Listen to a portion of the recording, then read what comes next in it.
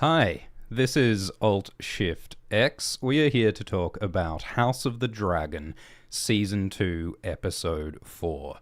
What have these kooky blonde people done this time? What are they up to this week? This episode was called A Dance of the Dragons, I believe. Not to be confused with the Game of Thrones episode The Dance of the Dragons, or to be confused with the George R. Martin book A Dance with Dragons. But in this episode, we did indeed finally see the dragons dance. We saw Rhaenys Targaryen on her dragon Meleys, fighting Aemond Targaryen on his dragon Vhagar, and fighting Aegon Targaryen on his dragon Sunfire. And it got messy. It got ugly. Aegon and his dragon Sunfire have been very badly damaged and wounded. It's not clear if Aegon is dead or alive. It's not clear if Sunfire is dead or alive. But what is clear is that Princess Rhaenys Targaryen, the queen who never was, is dead. And her dragon Meleys is dead. These are some of the first Targaryen casualties in battle. The first dead dragon in battle. And it was so sad. It was heartbreaking. Pour one out for Rhaenys.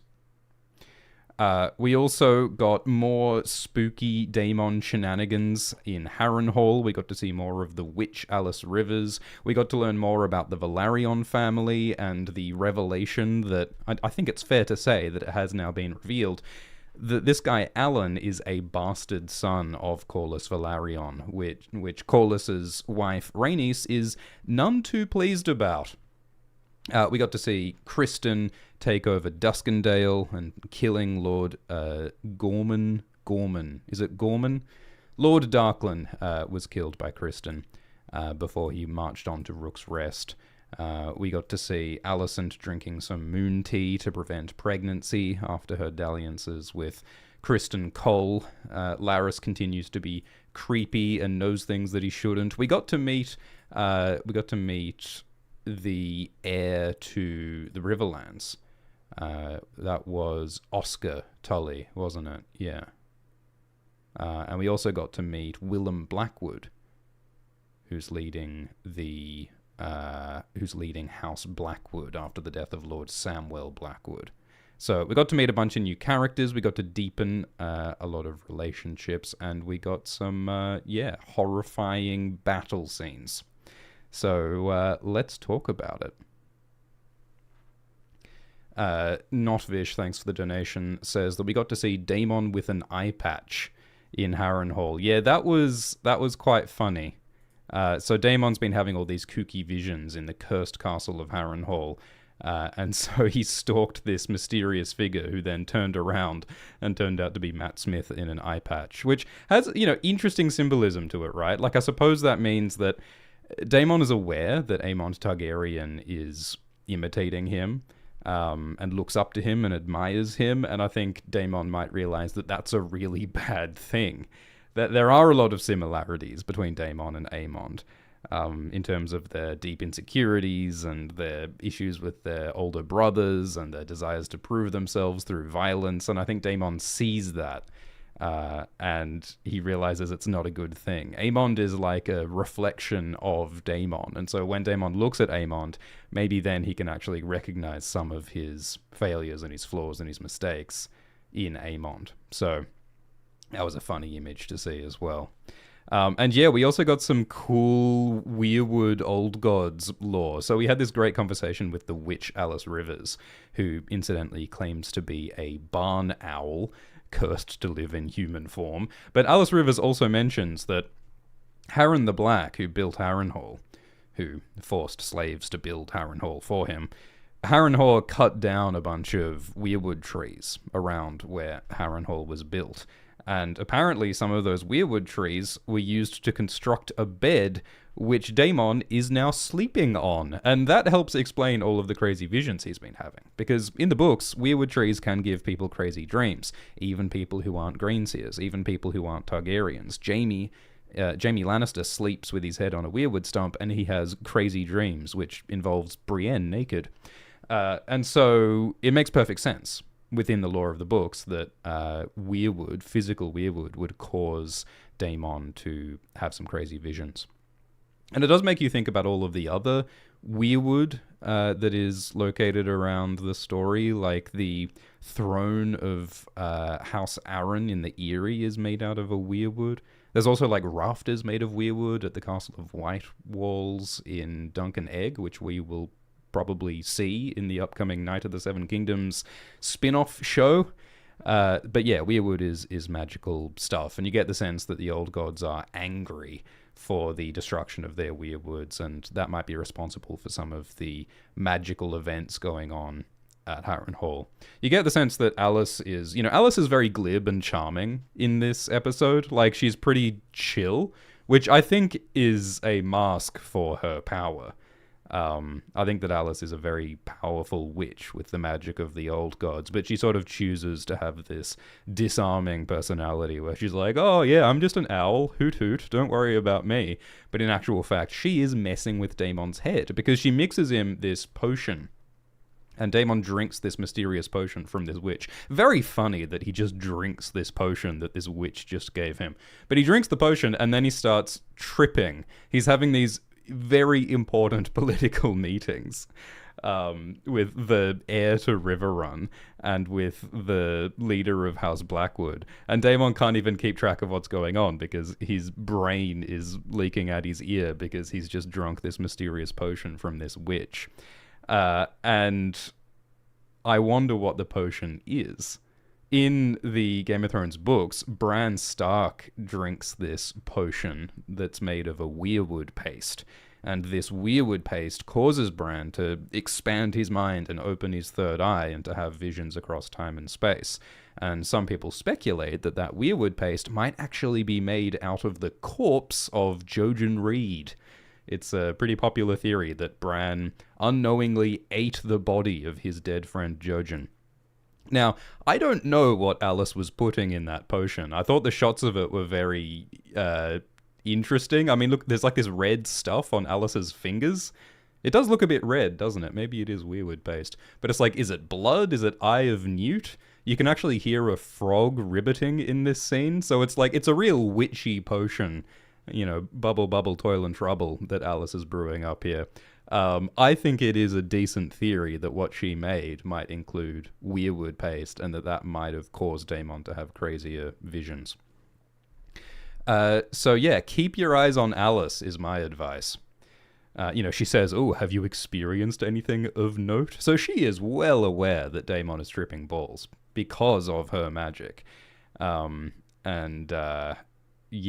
think that she's in charge of what's going on here. So Daemon continues to explore his guilt and his feelings about his family. The episode opens with Daemon having a vision of the throne room in King's Landing. I mean, remember in episode 1, Daemon sat on the throne in the throne room. So desire for the power of the throne has always been part of what's going on here. And it's very ambiguous, I think, whether Daemon... I mean, I think even Daemon himself does not know if Daemon wants the throne because he wants to be king and he wants political power, or does Daemon just want the throne because the throne is representative of Viserys' approval. He wants the love and approval of his brother Viserys, and by Viserys choosing Rhaenyra instead of Daemon, Daemon feels rejected by the person he loves most. So... I don't think it would make Daemon happy to get the throne, but in his head, he is sort of thinking, maybe I should take the throne, maybe that would make me worthy. I think that's part of what he's struggling with.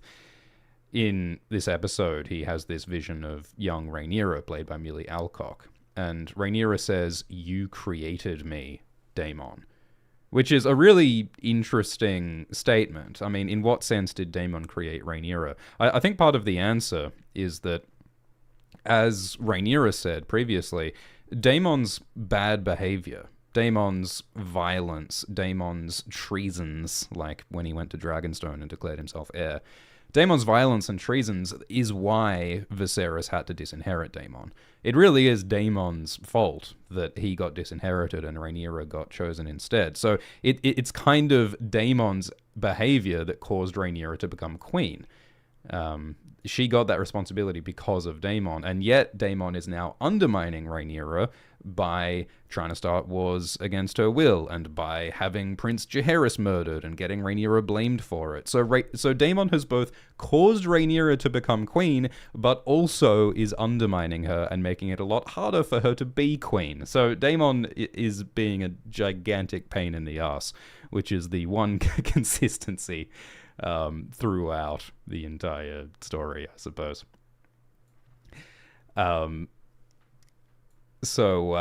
Yeah, Daemon is trying to deal with that. Daemon is trying to is finally facing some of these truths.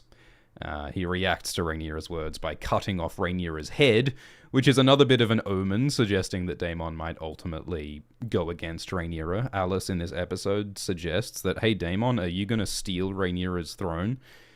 Alice also says these like probing things about, hey, Daemon, it's kind of messed up that Rhaenyra was a little girl who you bounced on your knee because you are her uncle, and now you are her husband, and now you are undermining her throne. The ickiness of their relationship is underlined as well. So Daemon is exploring all of that, and he wakes up with bloody hands, or a vision of having bloody hands, which of course represents his guilt, like Lady Macbeth. So Daemon's really interrogating some of his terrible behavior, but that does not make him any less of an asshole, because he then goes and meets Oscar Tully, the heir to Riverrun, and he's very rude to Oscar Tully, and he's also fairly rude to the Blackwood, Willem Blackwood. So Daemon has not suddenly become a nice guy, but he is interrogating and thinking about what kind of person he really is. I don't want to bury the lead here, though, because, obviously, like, the craziest stuff in this episode is Rook's Rest, where Rhaenys and Meleys are killed, and Aegon and Sunfire are badly wounded. I feel like we should talk about this a bit more. Because this is a bit of a change from the book in an interesting way. So, in the book, it seems as though Aemond and Vhagar and Aegon and Sunfire just attacked Rhaenys and Meleys together, and that Sunfire and Aegon were badly hurt just sort of incidentally as part of the fight. What the TV show adds is that it appears that Aemond deliberately burned his brother Aegon. Aemond, like, because Criston and Aemond had this plan where they wanted to make a trap. They were going to attack Rook's Rest and use that to lure some of the Blacks and their dragons so that Aemond and Vhagar can ambush them, and Vhagar and Aemond can kill whatever the Blacks send to Rook's Rest. Ideally, it would be best for the Greens if Rhaenyra, Queen Rhaenyra, came herself on Syrax, which Rhaenyra almost did do this episode. So if Aemond and Vhagar could attack her, that would probably end the war, because Vhagar's the most powerful being in this world and could probably easily kill Rhaenyra and Syrax. So Criston and Aemond were hoping to win the war that way. But things didn't go exactly to plan, partly because Aegon and Sunfire, Aegon drunkenly, impulsively decided that he would also turn up at the battle because he wanted to prove himself, because he's feeling rejected and he wants some glory. He wants to assert himself, and that was not part of Criston and Aemond's plan.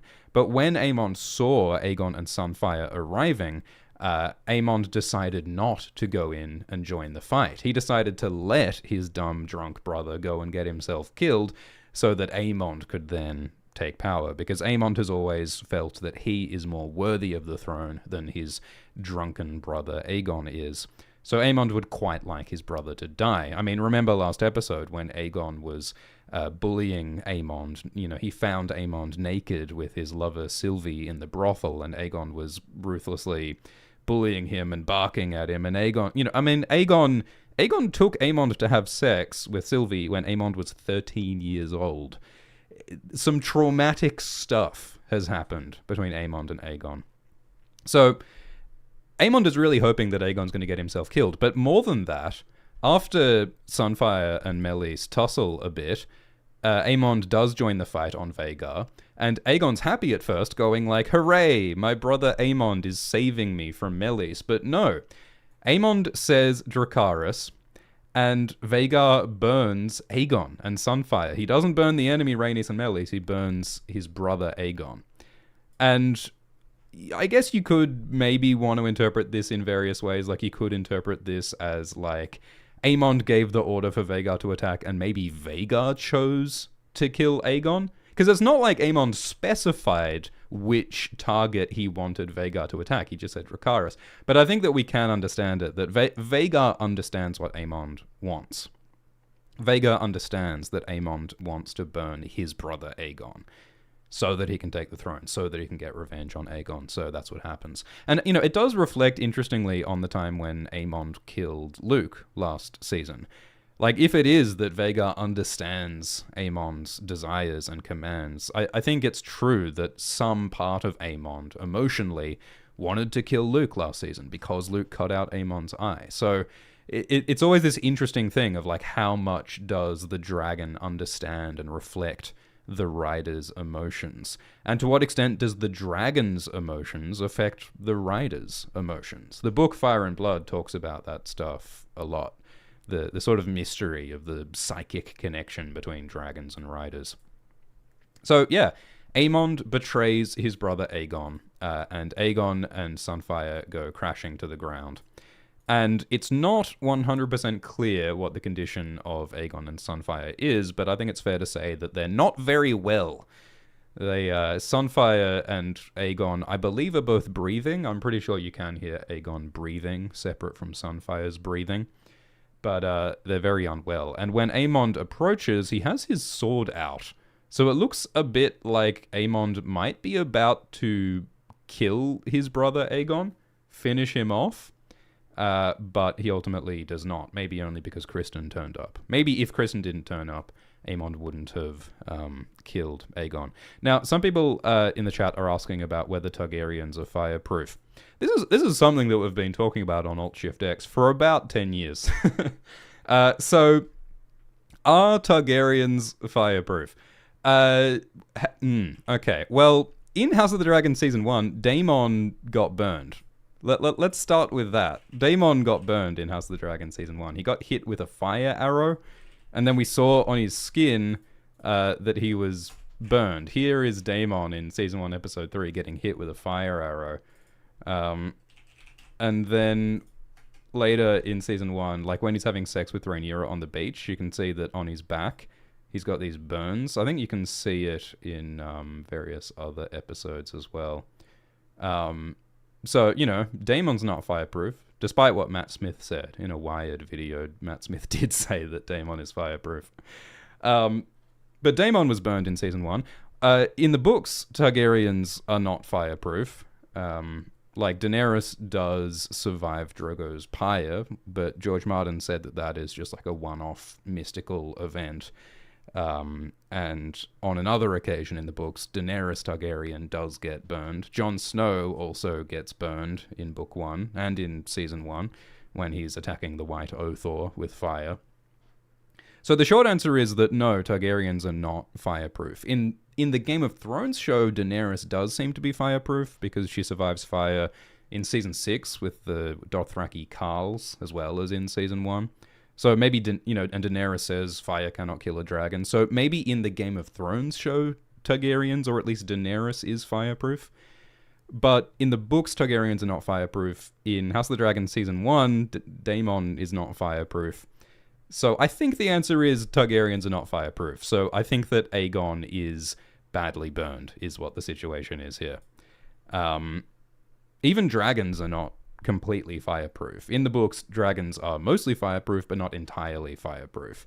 But the books do talk about how, when dragons fight, they mostly use their claws and their teeth and their talons, because fire doesn't do a whole lot against dragons. But I mean, all that said about the fire, I mean, we do see Aemond and Rhaenys getting a lot of fire on them. I mean, that sure looks like Eve Best is being cooked alive, and yet we don't see them getting burned. So maybe in House of the Dragon, Targaryens are like fire resistant, but not fireproof. Maybe that's what the situation is. The books do say that Targaryens tend to be a little heat resistant. They tend not to, they like hot baths and stuff. They say that about Daenerys, and they say that about Egg. So I suppose that's the situation. Targaryens are a little fire resistant, but they're not fireproof. And Aegon is not super well.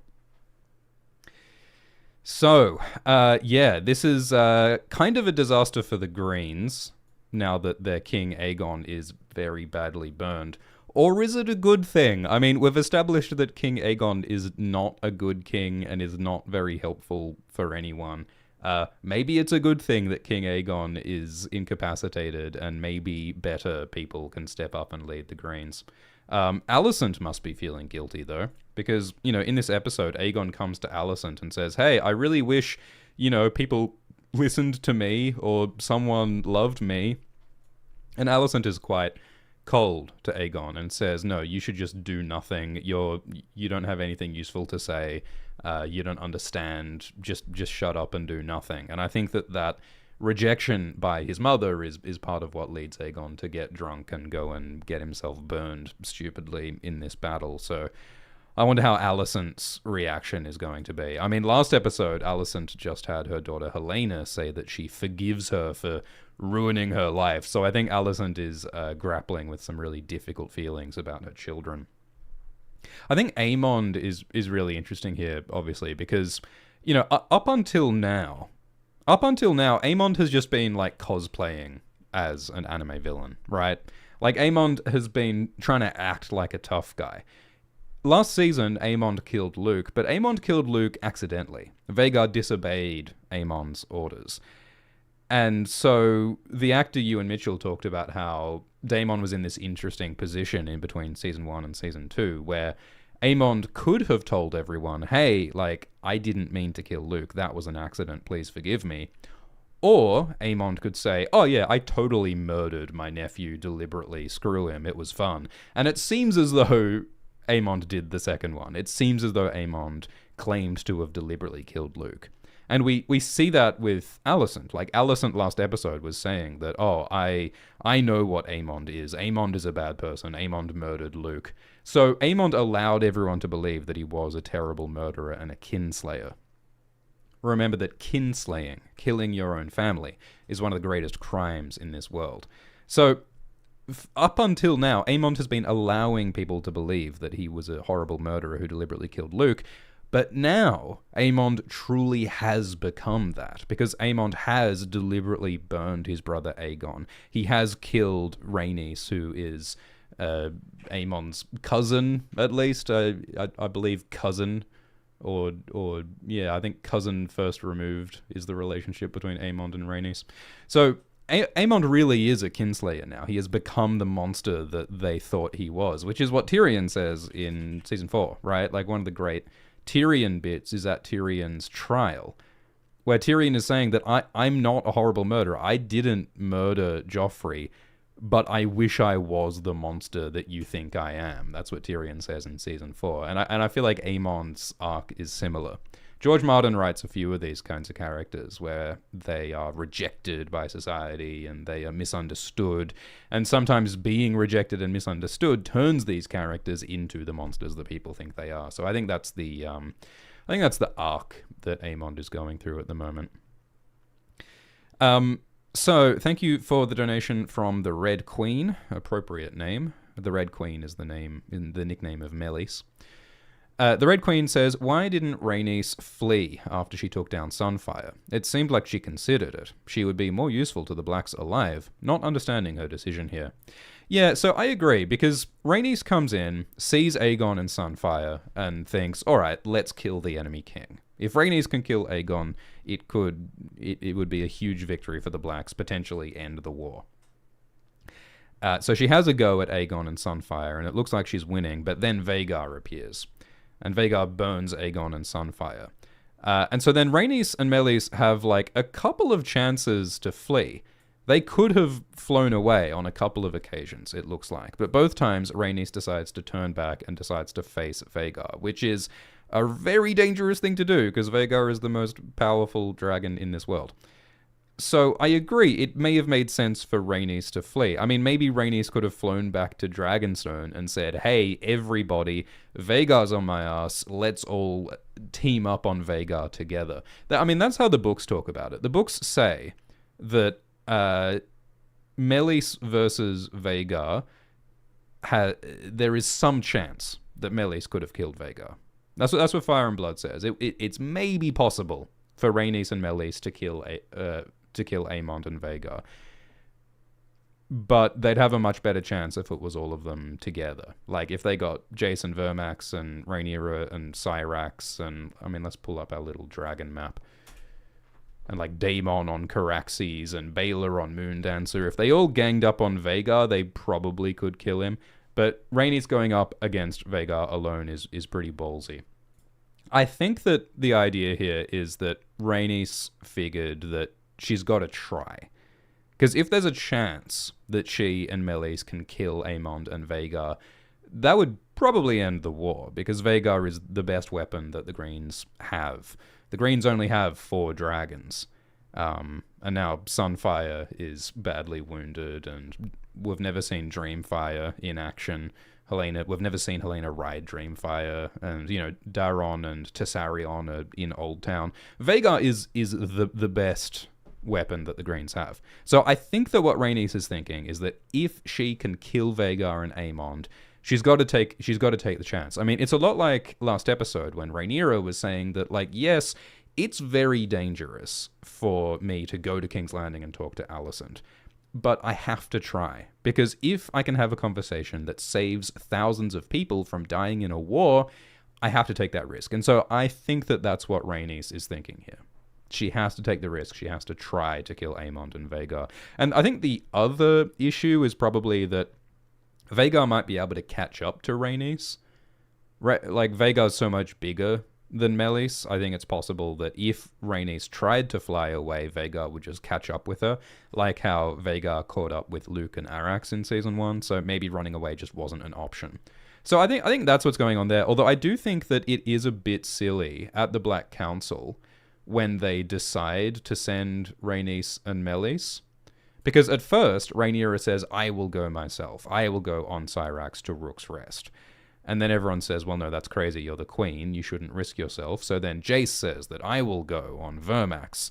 And Rhaenyra says, no, you're not experienced enough. And Vermax is like a really small dragon, so it doesn't really make sense to send Vermax. And, you know, Jace is Rhaenyra's heir. So then Rhaenys says, I will go on Meleys. Which, you know, it makes some sense, because Meleys is the biggest or the second biggest. I think Meleys is the second biggest black dragon that has a rider. I think Caraxes is bigger and older than Meleys, at least in the books. So they decide to send Meleys, but what doesn't make sense to me is, like, well, why not send some backup for Meleys? Why not also send Jace on Vermax, or also send Baelor on Moondancer, or also send Rhaenyra on Syrax? Why don't they bring up the possibility that Vhagar is there? Like, it really should occur to them that Vhagar is at Rook's Rest. I mean, I hesitate to compare it to this, but remember in Season 8 when Daenerys kind of forgot about the Iron Fleet? Not mentioning Vhagar is a bit like forgetting about the Iron Fleet in Season 8. I think the episode would have been better if they brought up Vhagar and said, what if Vhagar is at Rook's Rest? And then Baelor could say, oh, well, I've been scouting, and as far as I can tell, Vhagar is staying at King's Landing because they're trying to defend King's Landing. And then they at least have an explanation of what their reasoning is. I think the episode would have been better if they at least mentioned Vhagar, and if they at least mentioned the possibility of sending multiple dragons. That's how I feel about that. But yeah, I think that's what's going on. Thank you for the donation from Munch, who says, didn't expect dragons to be super effective against each other. Guess Pokemon was right. Yeah, I mean, it depends on the dragon. I think Vhagar is super effective against basically anything. But I like how they showed the messiness of these battles. That they showed, like, the gracefulness. Like, it's called a dance of the dragons, right? So they showed, it was quite beautiful and graceful when they were, like, swooping around each other and, like, locked almost like a mating dance in the air. But then it got really ugly when they crashed at the ground and they started stomping all these common people, and there was blood splattering everywhere and fire and ash. And so I think that duality of like the beauty but also the brutality, the beauty and also the horror, is at the heart of George Martin's writing. I mean, George Martin loves writing about how cool and awesome and beautiful it is. Knights and dragons and kings. Amazing and cool. But the story is also about interrogating, hang on, wait a minute, power is corrosive, war is destructive, relationships are complicated and fraught. It's about disillusionment. So, but also celebrating the beauty. So that's what's going on. Thank you, Anthony, and thank you, Shadow Humor, who says killing children is bad. Aegon's a grown-ass man. But, I mean, Rhaenys kills a lot of people, doesn't she? I mean, Rhaenys and Meleys's goal, turning up to Rook's Rest, is to defend Rook's Rest from Criston. And as to destroy Criston and his army is, I suppose, the main objective. Which is kind of uncomfortable morally, because I mean, we saw how Criston turned up at Stokeworth and Rosby and he said, hey, like, join my side or die. And it's interesting that, you know, Simon Strong mentioned that the Rosbys and the Stokeworths joined Criston, and they mentioned the murder of Prince Jaehaerys, Aegon's son, by Rhaenyra. Rhaenyra supposedly was responsible, but we know that Daemon was responsible. And so in the context of this Harrenhal scene, it's saying that, oh yeah, like Daemon, it's partly your fault that the Rosbys and the Stokeworths are joining Criston because you had Jaehaerys murdered, and now Rhaenyra is being blamed for that, and that's a useful piece of political propaganda for the Greens, you know? So that's another reason for Daemon to feel guilty. But anyway, so like Criston forced the Rosbys and the Stokeworths to join him, and he also forced the Darklands to join him. He made it very clear, you join me or you die. And so it does let us know that all of these like thousands of men here, they don't want to fight a dragon today. They don't want to fight Rook's Rest, but they're being forced to, or else they'll be killed. And then these hapless men get burnt alive by Rhaenys and her dragon Meleys. We see her, you know, strafing them and burning them with her dragon. And, you know, they are enemy combatants. It's a war, but it's also just a downer to see thousands of people burned to death. Especially, you know, it's funny with Rhaenys because she killed all those common folk at the dragon pit last season. I think Rhaenys and Meleys might have the highest kill count of anyone on this show so far. Daemon and Caraxes have killed a lot of people on the Stepstones. But, you know, they were invading pirates, which is also another issue. I thought it was interesting that you know, we got this lovely scene with Rhaenys and Meleys before they went off to Rook's Rest, and Rhaenys said, "We're off to battle again, old girl." And I thought this was a really beautiful moment, showing the intimacy between Rhaenys and Meleys. They are connected through their souls, through the dragon bond. They are both these old ladies who need to rest and gorge. It's very wonderful to have this humanizing moment before Rhaenys' tragic death. However, I did think it was odd that they said we're off to battle again, because in the books, at least, there's no mention of Rhaenys and Meleys participating in any battle. Like, the reigns of Old King Jaehaerys and of King Viserys were peaceful. Relatively peaceful. There were some battles in the time of Jaehaerys. Like, there was the Fourth Dornish War, which was when a rather silly Martell prince decided that he was going to attack the Targaryens, and so he made this giant fleet of ships, apparently forgetting that ships are made of wood and the Targaryens have dragons. So Rhaenys' father Aemon and Daemon and Viserys' father Balon got together on their dragons, and they burned the crap out of the Dornish fleet. They call that a war, although it only lasted a day, and only Dornishmen died, no Targaryens died. But I get, my point is that maybe Rhaenys and Meleys participated in that war, although Rhaenys would have been like 9 years old at the time, so I guess that's not very likely. A different possibility is the Moorish Bloodbath. The Moorish Bloodbath was this war that happened between some Moorish pirates, and then Aemon Targaryen, Rhaenys' father, actually died to a crossbow bolt during the Murish bloodbath. So that, but that's another conflict that, like, maybe in Hot D, Rhaenys and Meleys participated in that. So maybe that's what Rhaenys is talking about when she says we're off to battle again. Another possibility is the Stepstones.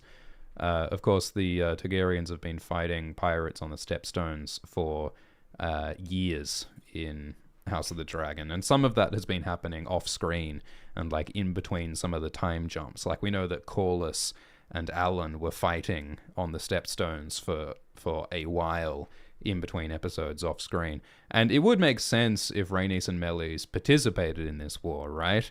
Because we saw Laenor and Seasmoke participating in this war, and Meleys is one of the larger, stronger dragons, and Rhaenys is Corlys' wife, so there's no indication of it in the show, but I think it's possible that Meleys and Rhaenys might have fought on the Stepstones in the show, and maybe that's what she's talking about when she says, we're off to battle again. Cool. What else do we want to say about Rook's Rest? Christina says, how will losing the Rook Castle make things harder for the Blacks? Was it really worth losing a dragon and most experienced rider? Yeah, no, it absolutely was not worth it. Yeah, no, I mean, as they say in this episode, Rook's Rest is not very important. I mean, should we bring up the map? Rook's Rest is over here somewhere. It's somewhere around here, I think. Actually, we can bring up the proper map. Let's bring up the proper map. Does this have Rook's Rest on it? Yeah, here's Rook's Rest. So Rook's Rest is like near Driftmark and Dragonstone, bit way out from King's Landing. And as everyone says, it's not really all that important. Duskendale, we saw Kristen take Duskendale this episode, and Duskendale actually is like a pretty significant city.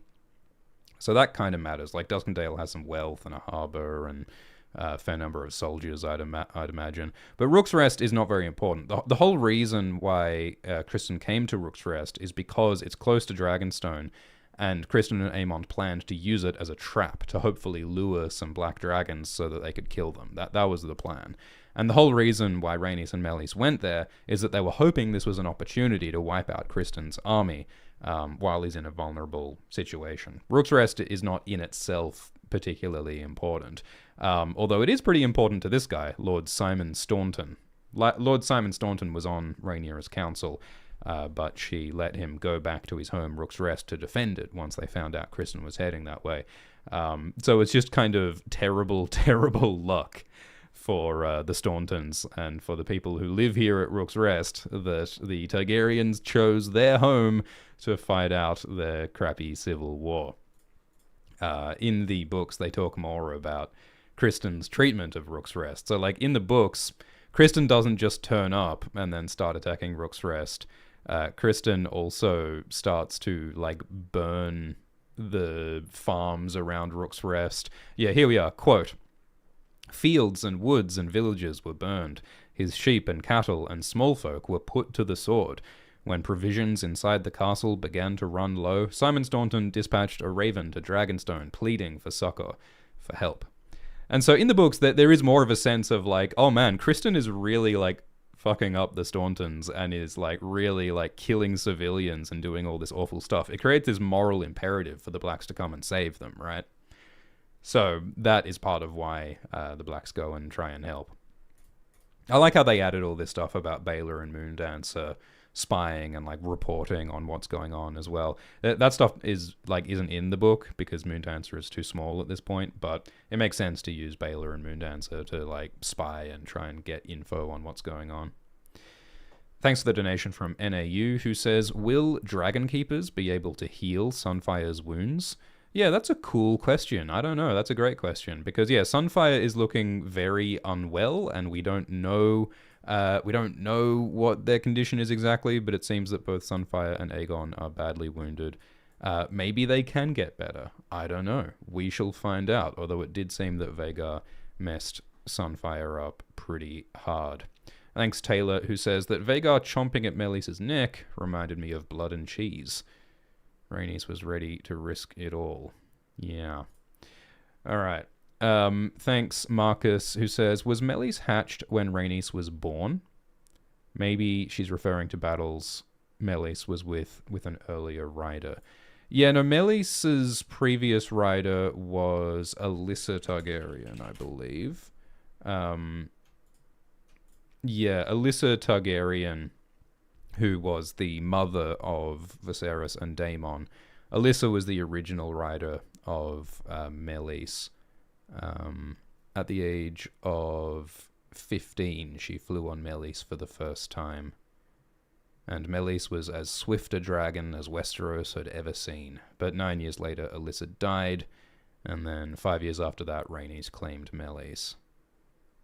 Rhaenys on Melis visited Highgarden and the Shield Islands with King Jaehaerys. Yeah, and Rhaenys insisted on flying to her wedding with Corlys.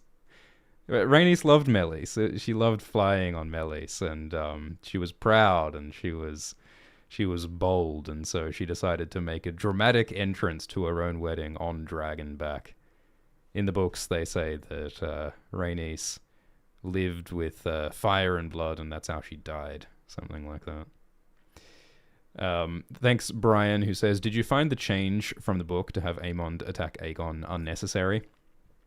I think that what they've done is that they've given Aemond an arc. Like, if you read the book, it kind of seems as though Aemond was just always a dick.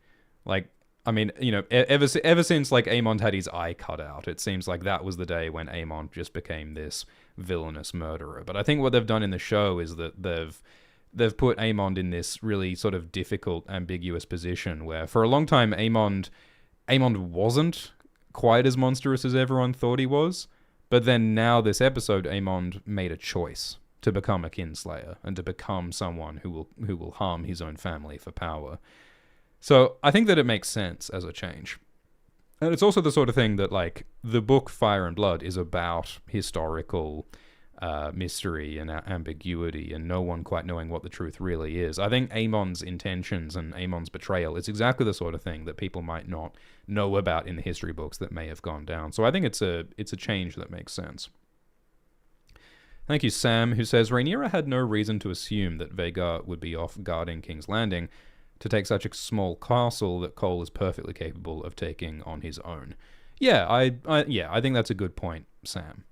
I mean, you know, we know that Vhagar was laying a trap, but you're right that from the perspective of Rhaenyra and the Green Council, why would they think that Vhagar would be at Rook's Rest? Since Rook's Rest is such a small, irrelevant castle, you wouldn't assume that Vhagar would be there, because you're right, Kristen is totally capable of taking Rook's Rest. Yeah, I agree. That's a fair point. Biggie B says, why wouldn't Rhaenyra send all her dragons at once? Half could provide top cover while the rest attack Kristen on the ground. I cannot believe they sent one. Yeah, I generally agree with that. I mean, if all of Rhaenyra's dragons went off to Rook's Rest together, that would leave Dragonstone completely undefended. So the Greens could just take Dragonstone in their absence, probably. And of course, if all the dragons go out, there's a risk that the dragon riders could be killed. It would be a problem if Rhaenyra died. It would be a problem if Jace died, especially after the death of Luke and Arax, right? So it makes sense that they're worried about sending their dragon riders out. And that is something that's talked about in the books and talked about in the show. There's reasons why Rhaenyra is reluctant to risk her children and risk her dragons. Varys Blackfire says, do you suppose dragon riders live on in their surviving dragons, the way wargs live on in their animals, and the children with the weirwood trees? Yeah, I think that's a good theory. I mean, Vhagar is a particularly interesting dragon, because Vhagar is the oldest dragon alive, and Vhagar has all these different riders, such as Visenya Targaryen, Queen Visenya. Vhagar has seen some shit. And you get the sense that there is intelligence in Vhagar. I mean, we saw when Vhagar resisted burning Laena Velaryon in season 1. Like, Vhagar sort of had this whole conversation with Laena, where Laena was ordering Vhagar to kill her, but Vhagar didn't want to. And it's like that there's intelligence in there. And in A Song of Ice and Fire, there is this, you know, sort of soul magic where when a person dies, especially if they're a warg, their soul can live on inside the weirwood trees. Alice Rivers, this episode, talked about the spirits of the dead that are within the weirwoods.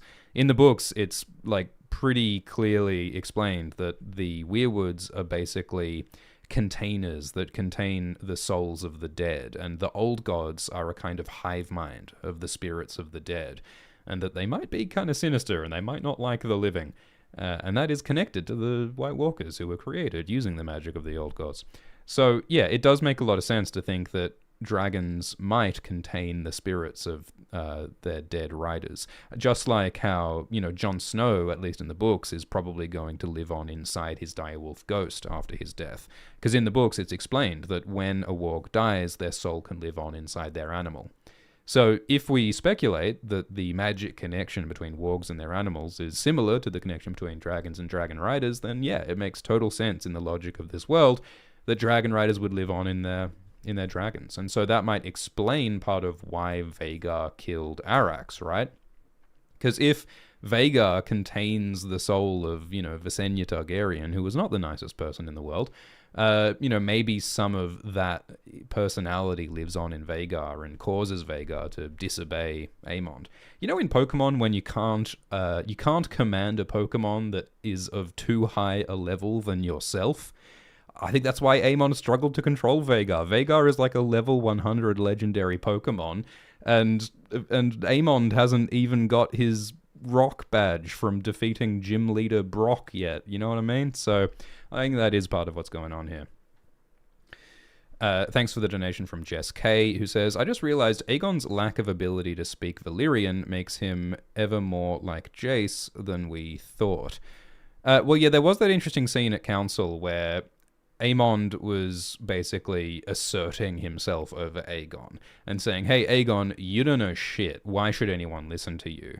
And Aemond does that by speaking Valyrian, because we know that Aemond has studied Valyrian, he's studied the history, he's studied the blade and philosophy, and so he's showing off his Valyrian to assert himself over Aegon. And Aegon can't speak Valyrian very well. He obviously hasn't studied Valyrian properly. He wasn't hitting the books like Aemond was. He was at the brothels instead. So he speaks this kind of broken Valyrian. I can have to make war.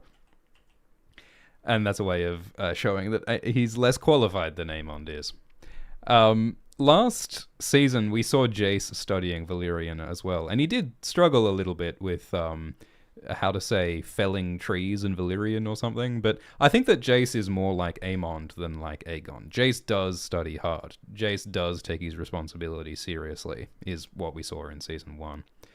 Aegon is someone who does not have those qualifications. I think it's really interesting when Aemond and Aegon are talking Valyrian. Like, the implication often is that Valyrian is this sort of private language that the Targaryens can speak to have like a private conversation that other people can't understand. But in Westeros, like, there are other people who speak Valyrian or can read Valyrian, and I wonder if maybe Orwyle can speak Valyrian, because the Mace, he's the Grand Maester. He's one of the most learned, studied, informed people in this realm.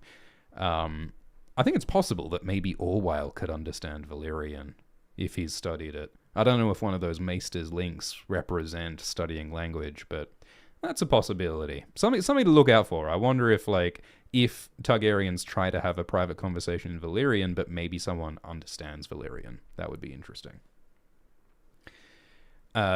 Thank you for the super chat from Arden, who says, when Aemond picked up the cat's paw dagger, do you think he was able to read the prophecy because of all the fire? Yeah, that's an interesting point. Because, yeah, in House of the Dragon, we've seen that this special Weshel dagger, which was once Aegon the Conqueror's dagger, when it is put into a fire, you can see these Valyrian runes on it. And these runes say Aegon's dream about the Song of Ice and Fire, about the darkness from the north and the need to unite, which is, like, very funny because that's exactly like the One Ring in The Lord of the Rings, right? You put it in the fire and it has the inscription on it. Very funny that they make this dagger do the same thing. This dagger is not in the books in this way. Like, in the books, there is a Valyrian steel dagger, which is the dagger that the assassin uses to try and kill Bran. Like, that's all this dagger is in the books. But in the show, they're like, oh yeah, also, this is like the most important artifact of all time, and it's the prophesied dagger that's going to kill the Night King. None of that is in the books. But yeah, you make a great point that the dagger is exposed to fire when Aegon and Sunfire get burned, right? So you would think that the prophecy might be visible on the blade. Although if we actually have a look at it, it's still dark. You can't see the runes on it. So maybe if Aemond had arrived sooner, he might have been able to see the prophecy on it. And Aemond would be able to read it, right? I mean, one of the interesting things that's going on this episode is that Alicent is trying to find history books. Because last episode, Rhaenyra told Alicent, hey, Allie, there's a prophecy. Viserys said that Aegon had a dream about the need to unite the realm against a darkness from the north, being the White Walkers. And so Alicent, to her credit, I think, is trying to confirm that. She's trying to look for some books to try and show whether that is a real thing or if Rhaenyra just made it up. And that's a thread that continues into the later books, because, you know, you have like King Aenys and you have King Jaehaerys and you have Prince Rhaegar, who are all these Targaryens who were like, oh, maybe there's like important prophecies that we should know about. And Rhaegar found some ancient scrolls and then changed his whole life and decided that he needed to be a warrior. And Rhaegar thought that he was the prophesied prince, and then he thought his son Aegon was the prophesied prince, and then maybe it's actually Jon, blah, blah, blah. We've got a video about it. Look it up. But the point is that Alicent is trying to investigate this idea of Aegon's dream. And I think one of the ironies of this is that Aemond would be super interested in that. Like, Aemond is a, you know, pretty brutal murderer. He's pretty keen, like, he was real keen on cutting out Luke's eye last season, let's not forget that. But Aemond does at least say that he cares about, like, the responsibility of Targaryen royalty and the responsibility of Valyrian heritage. I think that if Aemond heard about the dream, he would care.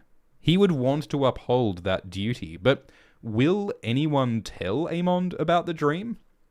Will Alicent tell Aemond? Like, one of the tragedies of the story is that Alicent seems to hate Aemond. Alicent, several times this season, has said that, oh, you know what Aemond is like. He's a kinslayer who murders his nephew. Aemond is really horrible. Like, Alicent seems to have almost disowned Aemond in her head. But the tragedy is that if Alicent said, hey, Aemond, like, there's this important Valyrian prophecy that says that the Targaryens need to be united, maybe Aemond would go, oh, wow, maybe we should work together and we should not kill each other, you know? That, again, the tragedy always in this story is the failure of the characters to talk to each other and to work together, and to instead destroy each other.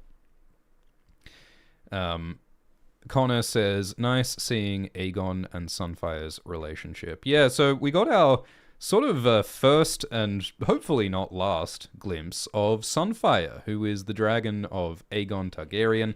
And Sunfire in the books is described as like one of the most beautiful and magnificent dragons of all time. And yeah, I think we get to see a lot of that beauty. There's like these opalescent scales on Sunfire's face. It's very pretty. And Sunfire also has this like really distinct call, this screeching sound, which is quite lovely. And, you know, I love seeing Aegon's sincere love for his dragon, Sunfire. That, like, real connection. It really kicks you in the heart that this beautiful dragon and this beautiful relationship exists right before they are both wounded so horribly. So, it's very sad stuff. And it's so tragic that we only get to see Sunfire and Aegon flying together once before they both get horribly wounded. Thanks for the super chat from Brian, who says, I think you've discussed this before, but don't you think the whole Aegon's dream thing completely whitewashes the Targaryen conquest? I don't think George's writing is supposed to give so much cover to imperialism. Yeah, I think that's a good question, Brian. So, in the books, there is no mention of Aegon having a dream about White Walkers. In the books, Aegon's motivations for conquering Westeros are kind of mysterious. It seems as though he may have just been a warlord who wanted to get power, but it's also plausible that he may have had a mystical dream, because many Targaryens do have mystical dreams. George R. R. Martin has, well, you know, Ryan Condal and George Martin have indicated that this idea of Aegon having a dream about White Walkers is George's idea, and so it's fair to think that it might be canon in the books as well, but it's not in the books. I think that it can support this narrative that like, oh, well, Aegon conquered Westeros because he had this prophetic dream and he had to save the world from the White Walkers. Therefore, it's okay that Aegon burned thousands of people. Therefore, it's okay and the Targaryens have to be in charge. And so any of the moral ambiguity of their atrocities is wiped away because it's destiny, man, and they had to. And the Targaryens are just better and they're the chosen people. Therefore, they deserve to rule. You could take that perspective, but I think that the point is that this idea of the Targaryens' destiny and the prophecy and they must be the rulers is obviously really flawed because we saw how that went, right? Like, we saw that didn't work out so good. We saw the Mad King, Aerys Targaryen, like, burning his own vassals and being deposed by Robert's Rebellion. We saw how everything went to shit. And we also saw in Game of Thrones that it's Arya who kills the Night King. And, like, yes, like, Daenerys Targaryen helped, and Jon Snow, aka Aegon Targaryen, helped. So, like, you could say that, oh, well, then I guess the Targaryen prophecy was worth it. But I don't think that is the take that they're going for. I think the take that they're going for is that, like, Targaryen dreams have always been destructive, like Viserys, right? Like, Viserys had this dream that his son would be the king, and that led him to kill his wife by cutting her open to get the child out, who then died. And, you know, also in, like, the Dunk and Egg stories, and also, like, Melisandre, and, like, we see over and over in this story that dreams and prophecies never come true in a straightforward way. They always are messy, and they always are misinterpreted. And of course, they ultimately are a metaphor for real-world ambitions and dreams and power and wanting your plan to, you know, thinking that you are the protagonist of the universe. And over in these books, that narrative turns out to be false.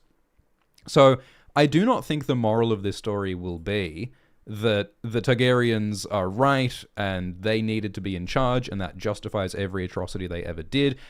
That's not what they're going for.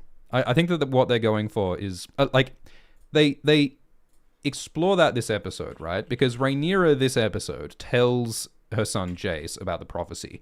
And Rhaenyra says that, yeah, Aegon had this dream, the Song of Ice and Fire, and therefore that is why we need to go out and burn a bunch of people with our dragons. And Rhaenyra says, quote, "That is why I must believe." Rhaenyra is explicitly saying, because of this crazy dream, therefore it's okay for me to kill lots of people with dragons. And I think that's very obviously a dangerous thing to think. It's really obviously dangerous to say, because my dad was told by his grandpa that someone had a dream that we have to be the most powerful people in the world. That's obviously a really self-serving narrative. That sounds like propaganda. There's a fun theory that like Jaehaerys just made up Aegon's dream and there is no such thing as Aegon's dream. That would be funny. Or maybe the Targaryens have misinterpreted it, just like every other dream is misinterpreted, and maybe, like, the realm does need to be united, but, like, it's not necessarily a Targaryen who's going to save the world. Or maybe it's not about Targaryens saving the world, it's more about, like, the sacrifice of a Targaryen is necessary, and the Targaryens must give up their power in order to save the world.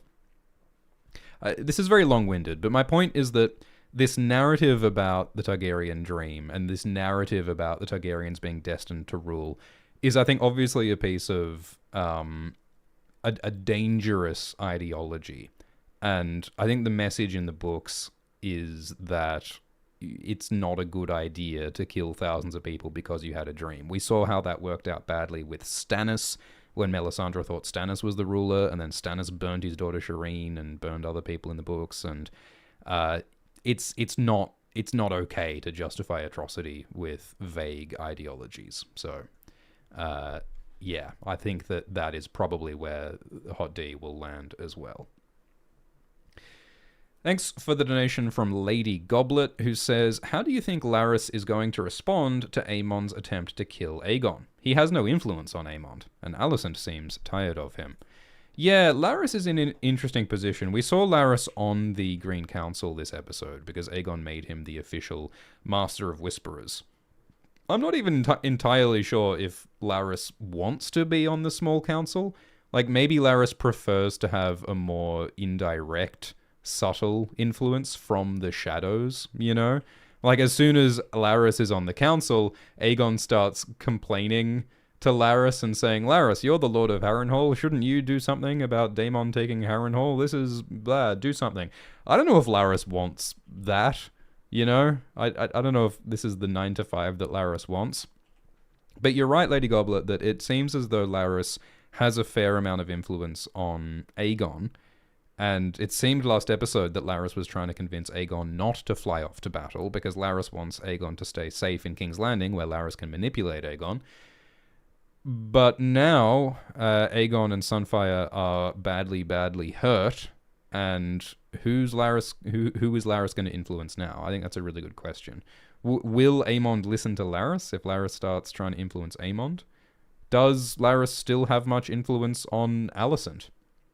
It did seem as though Alicent was pretty sick of Laris in this scene, although I think Alicent was kind of sick of everybody in this episode, because Alicent just drank moon tea to prevent or to abort pregnancy. And the books talk about how moon tea messes you up. Moon tea can kill you. Like, moon tea is dangerous. You've got to, like, brew it really precisely to not damage people.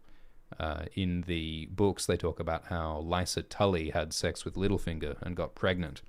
And so Lysa's father, Hoster, forced her to drink moon tea, and it almost killed Lysa, at least according to the official app. And Lysa then has a whole bunch of miscarriages in the years afterwards. Maybe the moon tea like damaged her reproductive system. So moon tea was this really like traumatic, horrible, dangerous experience for Lysa Tully.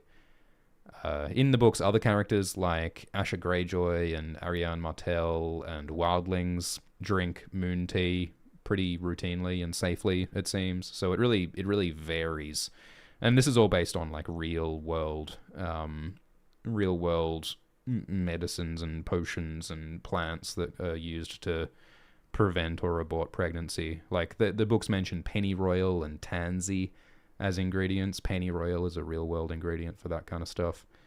But of course, you know, there's all this irony that Alicent is drinking moon tea because it was Rhaenyra's forbidden sex and Rhaenyra's moon tea that broke up Alicent and Rhaenyra's relationship.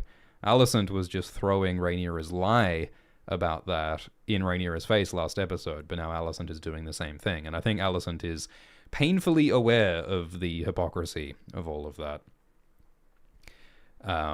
It was really interesting, this scene that Alicent had with Orwyle. It kind of reminds me of, you know, remember last season when King Viserys was talking to Lionel Strong, and Viserys was saying, hey, Lionel, you're like the one person who I can trust. You're like the one person who isn't biased. Because if I talk to Otto is going to tell me to help the Hightowers, and if I talk to Corlys is going to want help for the Velaryons. But Viserys is like, Lionel, you're the one guy who's unbiased. And I'm getting a similar energy from this scene, where Alicent comes up to Orwyle and says, hey, you're like the one guy who hasn't been pushing his own agenda this whole time. What do you think? Do you think that Viserys wanted Aegon to be heir, or do you think he wanted Rhaenyra to be heir? So Alicent is still processing what Rhaenyra told her last episode. And Orwyle says, I don't know, man. Viserys never talked about it with me. Which seems like...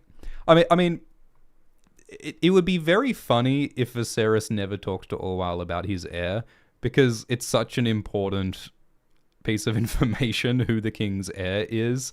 It would be ludicrous to not talk about that with the Grand Maester at some point. But also, this is Viserys we're talking about, who avoided the thorny issue of his inheritance at every possible opportunity. I'm pretty sure it came up on Small Council at least once or twice. Wasn't Orwyle there during some of these conversations? I don't know. I mean, Orwyle in the show is like Mr. Neutral. Like, Orwyle has never really gone out of his way to support one faction or another at any point. The sense that you get is that Orwyle is more interested in like in the books especially, you get the sense that Orwyle just like wants to practice medicine really well. Like, Orwyle used to treat Viserys, was when we first saw him in season 1.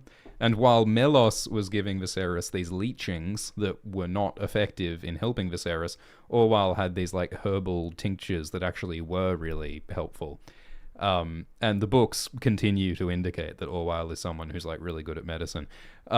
what Orwell does not want to do is get involved in like a really messy, dangerous Targaryen civil war. So in season 1, we saw Lyman Beesbury got murdered at the Green Council for supporting Rhaenyra, and Orwell saw that and decided, I don't want that to happen to me. So I feel like for most of the story, Orwell has been just trying to keep his head down. Like, he's going along with the Greens because he's at King's Landing and that's what he's got to do.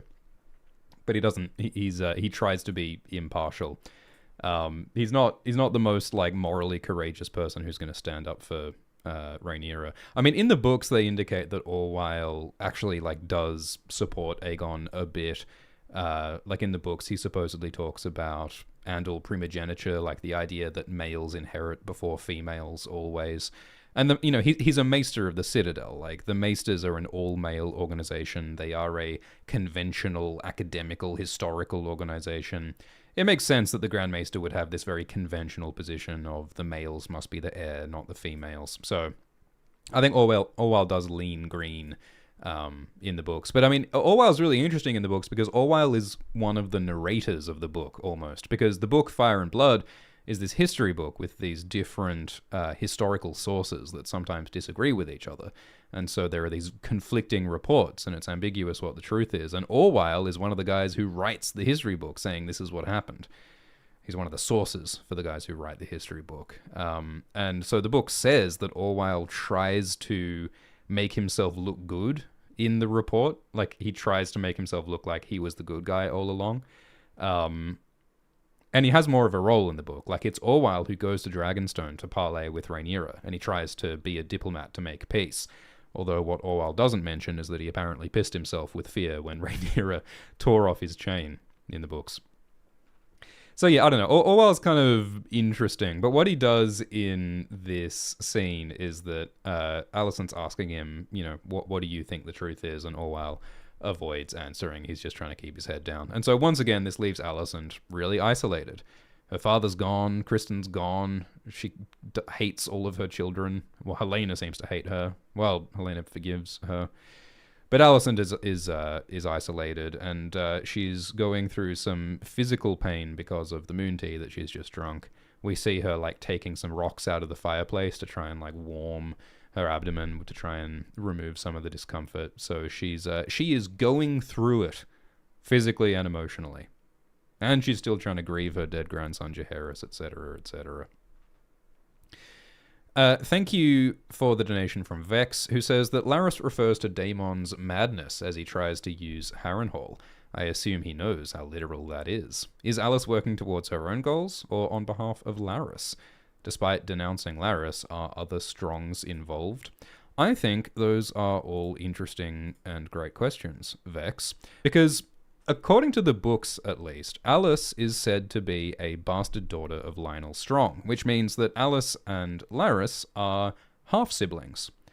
Larys grew up at Harrenhal, which is where Alicent has been this whole time, so Larys and Alicent must know each other.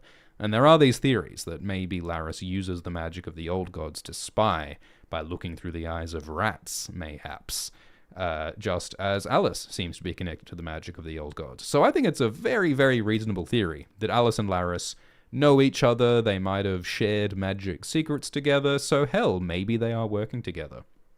And as you say, Vex, Larys talks about like madness at Harrenhal being a thing. Larys must know that there is weird magic at Harrenhal. He must know about the curse and people having visions and dreams and such. So maybe Larys, he really does know that Daemon must be grappling with this curse situation, and maybe Larys sees that as an advantage, and maybe we can speculate that Larys is in contact with Alicent, and Larys has been saying, hey, half-sis, can you please drive Prince Daemon insane? Can you please brew him a lunacy potion and just mess him up? Can you keep the enemy prince super high so that he fails to rally the Riverlands? Maybe that is what's going on here.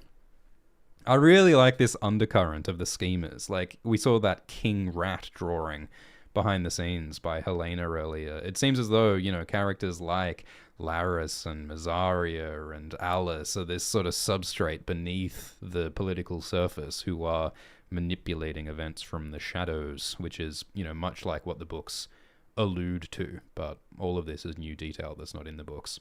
I also enjoy that we got a glimpse of Mazaria lurking above the Black Council. There was this funny behind-the-scenes bit where Matt Smith was saying that, oh yeah, Daemon's a leaner. Yeah, he likes leaning on things, Daemon. And so here we see Mazaria leaning as well. Just like when Daemon was observing the Driftmark disaster with Aemon's eye cut out, and he was sort of enjoying the chaos. Do you think Mazaria is enjoying this chaos on some level? Because Mazaria claimed that she genuinely supports Rhaenyra, and she thinks that Rhaenyra is a just and ethical queen, and she hopes that Rhaenyra will help her protect the small folk. But we don't know how true that is. For all we know, maybe Mazaria is working with Larys and Alice as well. There are theories that Mazaria might have some magic to her as well. No proof, just a theory. But, yeah, thanks Jess K, who says it's like a beast beneath the boards. Indeed, all these beasts and bugs and rats and spiders living beneath the surface. Mazaria, Larys, and Alice are among them. Sun says, do dragons hold no loyalty to each other? Or do they only bond with their current riders? I wonder if they feel anything when fighting their old mates from the dragon pit. Yeah, I think that is a great question. Do dragons care about each other? I mean, in the behind-the-scenes stuff, they said that Syrax is the mother of Daenerys' dragons. Dragons have family relationships, apparently. That's not something that's really described much in the books. Like, the books never talk about dragon family trees. The books never refer to dragons as being mothers or fathers or brothers. But they must have those kinds of connections. And so, yeah, you must wonder if they... Like, would a dragon ever refuse to kill another dragon if those dragons knew each other? I mean, there are these nice relationships between dragons like Vermithor and Silverwing, art by Sanrixian. Vermithor and Silverwing were the dragons of King Jaehaerys and Queen Alysanne, and King Jaehaerys and Queen Alysanne had this beautiful, loving relationship. They also had horrible arguments and disagreed with each other sometimes, but they did have a beautiful relationship, and so the books describe Vermithor and Silverwing. Sometimes they slept together. They slept, like, coiled around each other. And so it seems as though Vermithor and Silverwing loved each other, just like Jaehaerys and Alysanne loved each other. And so, we could speculate, like, what if one of the Greens got Vermithor and one of the Blacks got Silverwing, and they ordered them to fight each other? Would Vermithor and Silverwing attack each other, even though they seem to love each other? I think that's an excellent question. Thank you, Christian Harvey, who says, Gigachad Willem Blackwood appearance. Yeah, let's talk about Willem Blackwood. Because Willem Blackwood, we have seen before. We see him here at Harrenhal, because this episode, Daemon was talking to Oscar Tully. God, it is Oscar, isn't it? I can't get these bloody Muppets straight. So yeah, the Lord of Riverrun, is Lord Grover Tully, and his... and we meet Lord Oscar Tully, who is his grandson in Hot D. In the books, there is also a character called Elmo Tully, and also there is a Kermit Tully. So yes, these characters are named after Sesame Street characters. I really suspect that when George R. R. Martin came up with these names, Grover, Elmo, Kermit, and Oscar, I don't think he was, like, anticipating that these characters would appear on an HBO show one day. Like, because George Martin originally wrote this stuff as just, like, sidebars in a coffee table book, a history book, The World of Ice and Fire. Like, the Dance of the Dragons was just this vague idea that George Martin had. He just mentions it in some of the books that he wrote in the 90s, saying, like, oh yeah, there was this guy, Aegon, who, like, took the throne from his sister, Rhaenyra, and, like, there were these twins, Arik and Eric, on opposite sides, and, oh yeah, this guy, Kristen, it was all his fault. He was the kingmaker, and it was his fault. And it was only years and years and years later that George actually fleshed out the story. And only a few years ago that he wrote Fire and Blood, which actually describes the story in a bit more detail. So he's like, aha, yeah, whatever, I'll name the Tullys after some Muppets, like, it'll be fine. And now, years later, the story is being adapted to a multi-million-dollar TV show. And so now, the showrunners have to go, oh no, we have these very serious, important lords and political characters who are named after Muppets. What do we do? It seems as though that maybe what they're doing is they're like, okay, maybe we won't mention Elmo, maybe we won't mention Kermit Tully, but we'll put Oscar Tully front and center. And Oscar Tully, yeah, like, because Oscar is the least Muppety of all of those names, right? So maybe they're just trying to just show us Oscar, and they're trying to just, like, brush the Muppet thing under the carpet. Maybe that's what they're doing. Anyway, so that's the Tullys. This fella here is the Blackwood, Willem Blackwood. And we saw Willem Blackwood last season. We saw him killing a Bracken. This was the same character in season 1, episode 4. He was such a little kid. He was trying to woo Rhaenyra, and he ended up having a fight with this guy, Gerald Bracken, and killed him. So now he's all grown up, and he's saying that, yeah, killing Brackens is great, man. Everyone should kill Brackens. His lord, Samwell Blackwood, was recently killed at the Battle of the Burning Mill, and the heir to House Blackwood is now Benjicott. I think he mentions Benjicott Blackwood. And Benjicott is very young, so for now Willem Blackwood is ruling the Blackwoods as a sort of a regent on behalf of Benjicott. And so Willem Blackwood says, yep, we will support Rhaenyra and the Blacks, we will support you, Daemon, but we want you to attack the Brackens first. Which is pretty presumptuous, I think, for this Blackwood to demand that Prince Daemon burn his Bracken enemies for him. But I think that Daemon is tripping so hard that he's like, yeah, okay, fine, whatever, I'll burn the Brackens. Like, I think it's quite funny how Daemon just agrees to the Blackwood's demand instead of just commanding him to do what he says. But that's what happens. So it seems as though Daemon will go and burn the Brackens for the Blackwoods at some point. Thanks for the donation from Jen, who says, do you think making Lord Blackwood and the Bracken from the Burning Mill look so similar was intentional? Like the two sides are interchangeable, and the whole feud is silly when they're really the same. You reckon the Bracken from the Burning Mill looks like Willem Blackwood? I guess they look kind of similar. I mean, Willem here has this goatee, which makes him look a bit different. This is Aeron Bracken from last episode. I don't know. I think they look a little bit different. But certainly part of the point is that, yes, the two sides are pretty interchangeable and the whole feud is silly. That's true. And I like how they highlight that when Daemon is talking about the Blackwoods and the Brackens.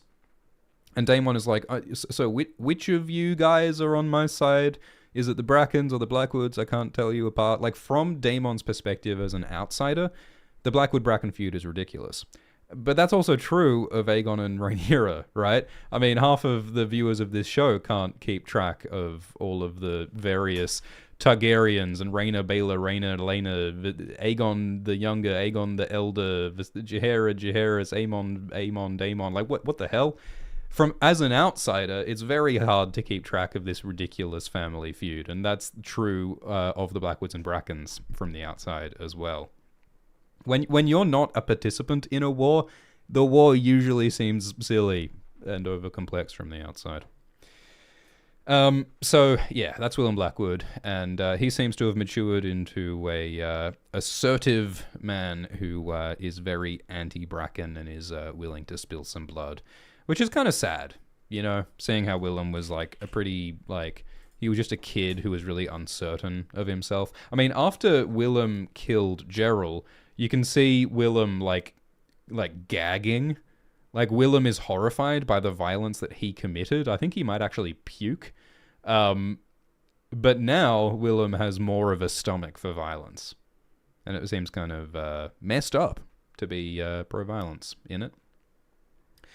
Thank you, Hoyd, who says, why do you think Daemon drank the potion? Why not kill the witch? Yeah, I think that's hilarious. Like, Daemon is pretty suspicious of Alice. Like, he calls her a witch. Why would you drink a weird potion that a witch gave you? Well, I think for the same reason that anyone's taken drugs from a mysterious woman while having a strange night on the town.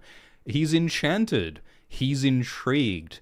and he also would like to get out of his head right now. Daemon is having some emotions that he doesn't know how to cope with. So yes, he accepts the psychedelics from the mysterious witch in the haunted castle. That's where he's at. I mean, when has Daemon ever been making good and rational decisions, right? I mean, Daemon has always been self-destructive, so of course he takes the drugs from the stranger in the haunted mansion. Of course he does. But yeah, it certainly doesn't seem to like... I mean, you know, it furthers his quest to understand himself and grapple with his past, because when he's on this mysterious potion, he has a vision of his ex-wife Laena, which is interesting, because, you know, Daemon was not the best husband to Laena. Laena was really frustrated that Daemon was just languishing in Pentos. Laena wanted to go to her home in Driftmark. Laena said, Daemon, I want to die in my home with my family at Driftmark. And Daemon was like, nah. And so then Laena ended up dying far from home in Pentos, being immolated by her own dragon. And I think Daemon has to feel, if not guilt, at least trauma. Daemon's wife burned alive in front of him, and he's traumatized. So I think that's why he sees Laena here. So it's really great that, you know, after all of this BS that Daemon has done, he's finally actually exploring and interrogating some of those feelings. Thank you for the super chat from HDG Trailers, who says, how would they even transport Sunfire back? Also, did you notice Sunfire's look of betrayal when it caught fire from home team? Love your work. Yeah, so that is a good question. So Hot D has not confirmed to us whether, like, what Sunfire and Aegon's condition is, but they are very badly wounded. And yeah, we could speculate, like, if Sunfire is too wounded to fly, what will they do with him? Can they transport him back to King's Landing? Can they protect him? Can they set up a little dragon field hospital out here? Those are all excellent questions. All right, what haven't we talked about? We talked... Oh, there's a demonic goat. We haven't talked about the demonic goat. So when Daemon's walking around Harrenhal, we see a goat, a black goat, just sort of standing there bleating. And it's very funny that there's, like, random livestock just walking around Harrenhal. It shows how badly managed the castle is because it's way too big and way too ruined. I wonder if that's Alice Rivers. I mean, the funny thing, like, Alice Rivers in this episode says, oh, I'm a barn owl, cursed to live in human form. It is entirely possible in the rules of this world that Alice might be a skin changer. Alice might have the magical ability to put her mind into the body of an owl. Like, that is a thing that she might be able to do. I mean, like, in the books, Arya wargs into a cat, and Arya sees through the eyes of a cat, and, you know, Bran, of course, wargs ravens in the show and in the books. Like, controlling animals is a thing in this world. And Alice Rivers might be a warg. I mean, Alice Rivers is supposedly the bastard daughter of Lionel Strong, and the Strongs have the blood of the First Men, and the First Men are the culture who have the skin-changing, warging green sight blood. So it is plausible that Alice can maybe turn herself into an owl, and it is plausible that maybe Alice can turn herself into a goat. That would not be beyond belief. My point is, maybe that goat is Alice. That's what I'm trying to say. And another possible meaning of the goat that's a bit more ridiculous is that it represents Vargo Hoat. In the books, one of the scariest and worst people in Westeros is this guy, Vargo Hoat, who is this bloke from the east with a very heavy lisp who enjoys cutting off people's hands and feet. So it's like Vargo's group who cut off Jaime's hand in the books. And Vargo's, yeah, he's not great, but they call him the Goat. They also call him the Slobberer, but they call him the Goat. And Vargo does eventually die at Harrenhal, if I'm not mistaken. I think Vargo has all of his limbs cut off and fed to him, if I'm not mistaken. That's some of the charming stuff that was not adapted to the book. Yeah, so the Mountain takes over Harrenhal and cuts off Vargo's hands and feet. And eventually the Mountain killed Vargo. But yeah, it was, I believe it was at Harrenhal. So Vargo was another victim of the Harrenhal curse. And so maybe this demonic goat is a sort of a symbolic foreshadowing of Vargo's eventual death at Harrenhal. Writer Sarah Hess described this as a demonic goat, so I hope to spot more goats in the future. Thanks for the super chat from the Happy Masquerader, who says, if that was Weirwood paste, is Jojen paste debunked?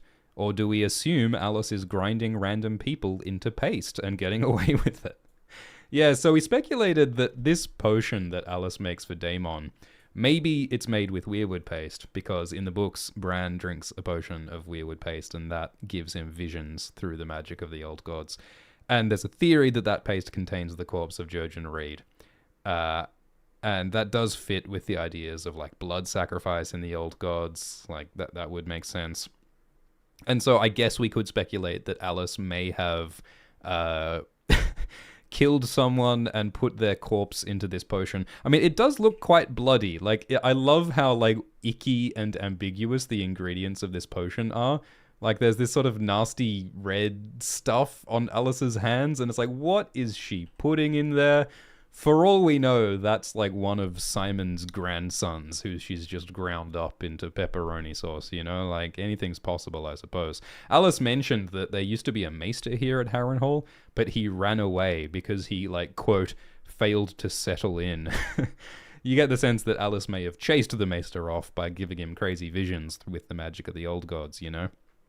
Or maybe, in fact, Alice turned that maester into paste, and maybe Daemon drank maester paste. Maybe that's what's happened.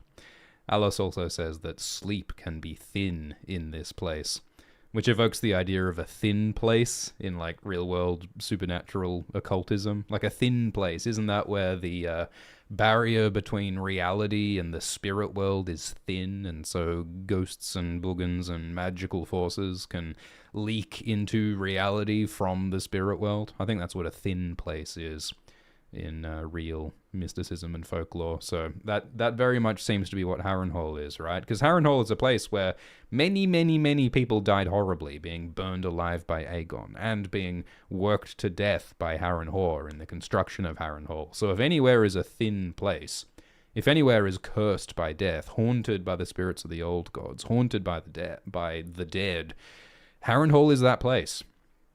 And they seem angry, and they torment the people who live here. I wonder if there's any way that they could be, you know, put to rest. There is a sense more generally that the old gods and the Weirwoods are somehow angry and discontent, and that the Weirwoods may be a reflection of the anger of the old gods. So I wonder if part of the end of this story in the books might be putting the White Walkers to rest, putting the spirits of the dead to rest, undoing whatever horrible curse created this situation in the first place. Like, there are all these theories about maybe some mythical figure like, you know, Azor Ahai or the Bloodstone Emperor. Maybe they took power, they stole fire from the gods, they took power from the Weirwoods, and that's why the Weirwoods are pissed off, and that's why the spirits of the dead are restless, and that's why the White Walkers were created. And some kind of peace and some kind of penance needs to be done by humanity in order to restore balance to the world. And that might result in the end of dragons, the end of White Walkers, and perhaps a less magical world, like the end of the Lord of the Rings. That is just wild speculation, but I think that it's fair speculation, given what's in the books. Thanks for the donation from Hoyd, who says, did Rhaenys know she was going to die? Or was she trying to get away before Vhagar sneak attacked? Do you think they did the book's description justice? Yeah, I mean, we talked about how, like, Rhaenys maybe could have run away. Like, she must have known that Vhagar would probably kill her. My interpretation is that she knew that she was probably going to die, but she wanted to try to kill Vhagar and Aemond, because that would basically end the war and save a lot of people. And it's interesting because that contrasts with what happened in Season 1. Like, when Rhaenys on Meleys faced the Greens on Meleys, she considered killing Aegon, but she decided not to, because she was like, well, let's hope for peace. But now this time, in this episode, she's like, okay, we tried peace. Rhaenyra talked to Alicent. We delayed for as long as we can, but the Greens are attacking us with an army, so we are forced to do this. So Rhaenys undergoes a bit of an arc there. Like, she really hoped to find an alternative way, but she couldn't. So she decides to try and kill Aegon. She decides to try and kill Aemond. She knows she'll probably die, but she does it anyway. It is kind of interesting, this shot, when Rhaenys is, like, she appears to be searching the battlefield below. And I'm not sure, like, is she trying to find Vhagar before Vhagar, like, attacks out of nowhere? It's kind of hilarious that, like, she's, like, searching for Vhagar. Like, Vhagar is the size of like a Boeing 747 and almost as dangerous for the riders. Vhagar just, like, attacks out of nowhere, which is kind of hilarious that this, like, hill-sized dragon can actually surprise people. Similar to Luke in Season 1. But, yeah, it seems to me like running away would be a pretty good option for Rhaenys, but I think she is choosing to risk her life to try and end the war. And that is similar to how the book describes it. They talk about how Rhaenys, like, faced the foe gladly, and she cracked her whip, and she was very brave in the way that she died. Yeah, quote, Princess Rhaenys made no attempt to flee. With a glad cry and a crack of her whip, she turned Meleys against the foe. Against Vhagar she might have had some chance, but against Vhagar and Sunfire together, doom was certain. The dragons met violently, 1,000 feet above the field of battle, as balls of fire burst and blossomed, so bright that men swore later that the sky was full of suns. The crimson jaws of Meleys closed around Sunfire's golden neck for a moment, till Vhagar fell upon them from above, and all three beasts went spinning toward the ground. They struck the ground so hard that stones fell from the battlements of Rook's Rest, half a league away. Those closest to the dragons did not live to tell the tale. Those farther off could not see for the flame and smoke. It was hours before the fires guttered out. But from those ashes only Vhagar rose unharmed. Meleys was dead, broken by the fall, and ripped to pieces upon the ground. And Sunfire was pretty unwell as well. So that's how it's described in the books. Jordan says, I'm so happy we finally got to see Sunfire. Sad we didn't get to see more of our beautiful golden boy. Yeah, well, let's see what happens. Thank you, Derek, who says, does House of the Dragon exist in the same timeline as the Game of Thrones show, or more standalone? There are distinct differences and contradictions between the two, sometimes. Yeah, well, it's funny because House of the Dragon sometimes seems to draw from the Game of Thrones books, A Song of Ice and Fire, more than it draws from Game of Thrones sometimes. But I think they are definitely trying to keep it in the same continuity. I mean, it's interesting how they've reconciled aspects of both stories. Like, it's cool how, you know, the throne in House of the Dragon, it looks like the throne from Game of Thrones, but with a whole bunch more swords added to it, which is a sort of a compromise between how the throne is described in the books as like a giant crazy mountain of swords versus how it appears in the show as like a smaller thing. I don't think there are any like straight up contradictions between the Game of Thrones show and the House of the Dragon show. I mean, I do think it's weird that they emphasize Aegon's dream that the Targaryens will defeat the White Walkers when Arya defeats the White Walkers in the Game of Thrones show. And again, I think that part of the point of that is the folly of prophecy, and how prophecies tend not to come true the way you expect. You know, something that they could have done was like Targaryen purple eyes, because in the books Targaryens have purple eyes, but in the Game of Thrones show they don't, so in House of the Dragon they don't either. It would have been funny if they just CGI'd everyone's eyes purple. Thank you, Anzonia, who says, I'm enjoying Kristen and Gwaine on their buddy cop comedy romp across Westeros. Yeah, it was interesting seeing Kristen's leadership style, wasn't it? Because Kristen is leading this campaign conquering the Crown Lands, and he doesn't tell his allies anything. Like, he had this secret plan with Aemond, and he was not telling Gwaine or anyone about the secret plan to trap one of the Black Dragons and to spring an ambush with Vhagar. Like, Kristen just tells everyone, yeah, we're attacking by day, what of it? And Gwaine is like, we shouldn't attack during day, we'll be eaten by a dragon. And Kristen's like, yeah, we'll just do it. I wonder if people will continue to trust Kristen, because, I mean, this trap did not turn out the way they hoped. They did successfully kill Meleys, which is great for the Greens because Meleys is one of the more powerful dragons that Rhaenyra and the Blacks have. But their king, Aegon, and Aegon's dragon Sunfire are very, very badly wounded. That's a disaster for the Greens, in theory, at least. So, I mean, are people going to continue to have faith in Kristen? Are they going to keep listening to Kristen?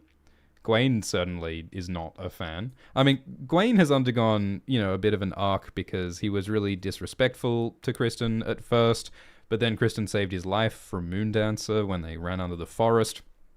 And then Gwaine started showing a bit more respect for Kristen, but now Gwaine is like, your plan is crazy, but then Kristen's plan kind of worked, but was also a disaster. Yeah, they are great foils for each other, because Gwaine is so arrogant and toffee, whereas Kristen is so focused and action-oriented. So that's interesting. It was also interesting, hearing some of Kristen's rhetoric. I mean, Kristen at Duskendale, he calls Rhaenyra a whore, the whore of Dragonstone. And then at Rook's Rest, he says, the faith of the Seven is on our side. We are blessed with a divine purpose. And of course, it's hilarious and hypocritical that Kristen talks about whores and the morality of the faith of the Seven, when Kristen is himself being a quote-unquote whore, his words, not mine, with Alicent, having secret illegal sex with her. And, Kristen is a murderer who murdered Joffrey Lonmouth and murdered Lyman Beesbury. Murder is, not a great thing under the morality of the faith of the Seven. So it's just very hypocritical that Kristen is using this religious ideology and propaganda and language as a sort of a cloak, a mask of righteousness, a cloak of righteousness. The White Knight who uses all of the imagery of religion and virtue is actually one of the most monstrous criminals in the series. Even his horse has the Faith of the Seven star on its head, like a little Flement Brax unicorn horn.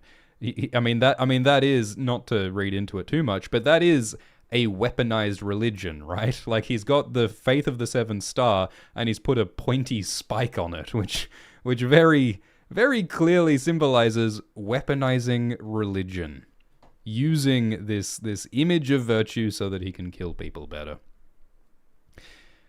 Definitely Not Vish says, isn't it ironic that the Greens now face the same succession crisis that Viserys did? A chaotic and volatile brother or a female heir? Yeah, that is a fun point, because if we speculate that Aegon will die of his wounds, we don't know what condition Aegon is in just yet. We don't spoil things in these live streams. If we speculate that Aegon might die, then who is the heir? Who is the Greens' new king? Aegon's son Jaehaerys is dead, killed by blood and cheese. Aegon has a daughter named Jaehaera, but the whole reason they're having this conflict is because the King Viserys' daughter Rhaenyra was passed over, saying that only males can inherit, and therefore Aegon is the ruler, not Rhaenyra. So if we're going by the assumption that only males can inherit, then Jaehaera doesn't get to rule, Aemond gets to rule. But will the Greens want Aemond to rule, seeing as Aemond is a kinslayer who killed Luke and attacked his own brother Aegon and killed his cousin Rhaenys? Aemond seems like a bit of a monster and a loose cannon, so it seems like maybe he's not who should be in charge. I mean, to his credit, I tend to think that Aemond would be a better king than Aegon. I mean, Aemond does care about his, responsibility as royalty. He cares about doing his duty. He has studied history. He speaks Valyrian. I think that he might be a brutal king, but I think that he might try to be a good king and might be better at it than Aegon. But I don't know. We can only speculate. So maybe those are some of the conversations that will happen next episode. It's like, if Aegon dies of these wounds, will Aemond be our king? Will he be a good king? And what choice do we have? Because if the Greens decide that Jaehaera is the ruler instead, they could have regents ruling through Jaehaera until Jaehaera grows up. And so, maybe Alicent could be the queen regent on Jaehaera's behalf. But of course, that would be also hypocritical because Rhaenyra was skipped over because she was female. Maybe the Greens will also talk about Daeron. Daeron is the fourth child of Viserys and Alicent, who we haven't seen yet. But Daeron, in the books at least, is described as really like charismatic and likable and like a good kid. So maybe he might be the preferred leader for the Greens. So yeah, I mean, it's a succession crisis within a succession crisis. Monarchy is messy. Thank you, Grappleholics, who says, "Do what is needed of you. Nothing."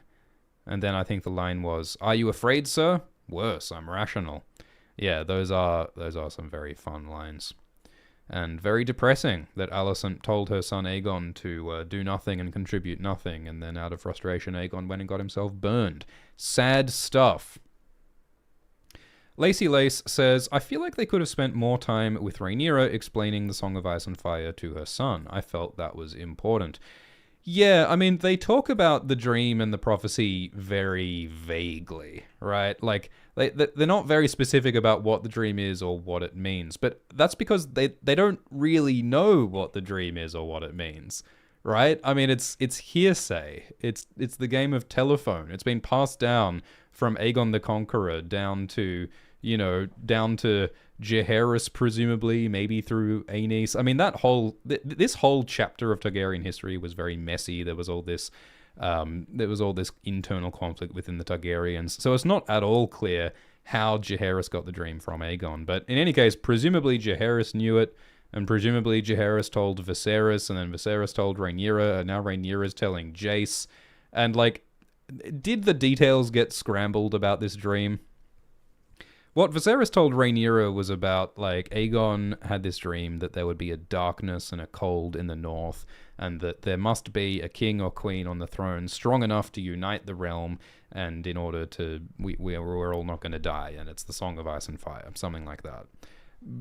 So they are talking about White Walkers, but the Targaryens don't necessarily know that name, or they don't know what White Walkers are, so it's this very vague notion. And Rhaenyra uses that as a justification to join this war. But you're right, it's very vague, and I feel like Jace should probably have some follow-up questions about this dream. And it's really interesting that they have this conversation now. Like, in episode 1, Jace was in the north. He was talking to Lord Cregan Stark, and Cregan Stark was alluding to White Walkers when he said beyond the wall is death.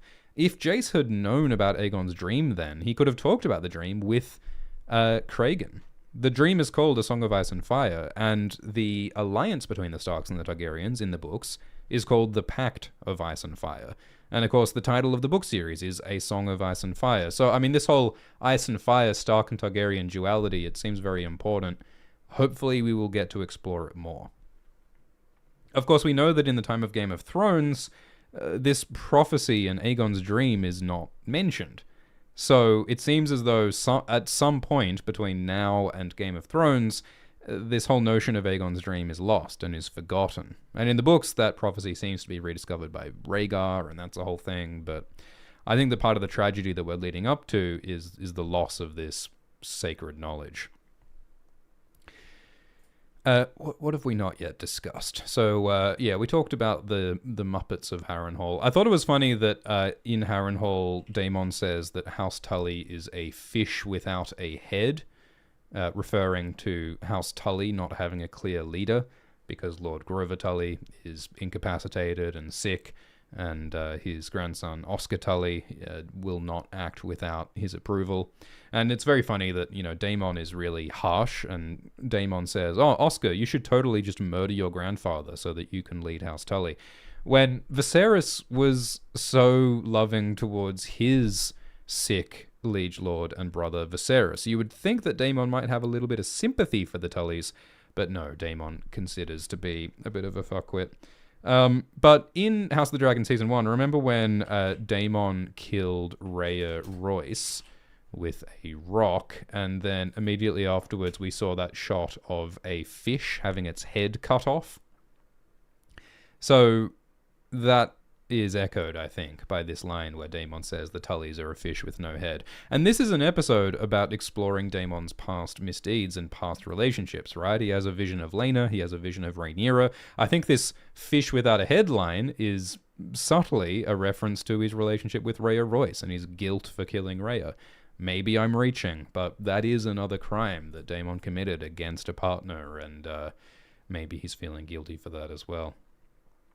The whole situation with the Tullys is a bit different in the books. Like, they're saying that in the show, Lord Grover Tully is so sick that he can't speak, and all he can do is drink a bit of water, and he can't seal his bowels. So, he doesn't even have an opinion on this war. He seems to be totally out of it. In the books, it's a little bit different. In the books, Lord Grover Tully wants to support Aegon and the Greens, but the other Tullys don't obey his command. That's what's happening currently in the books, but it seems as though they're sort of simplifying the Tully situation.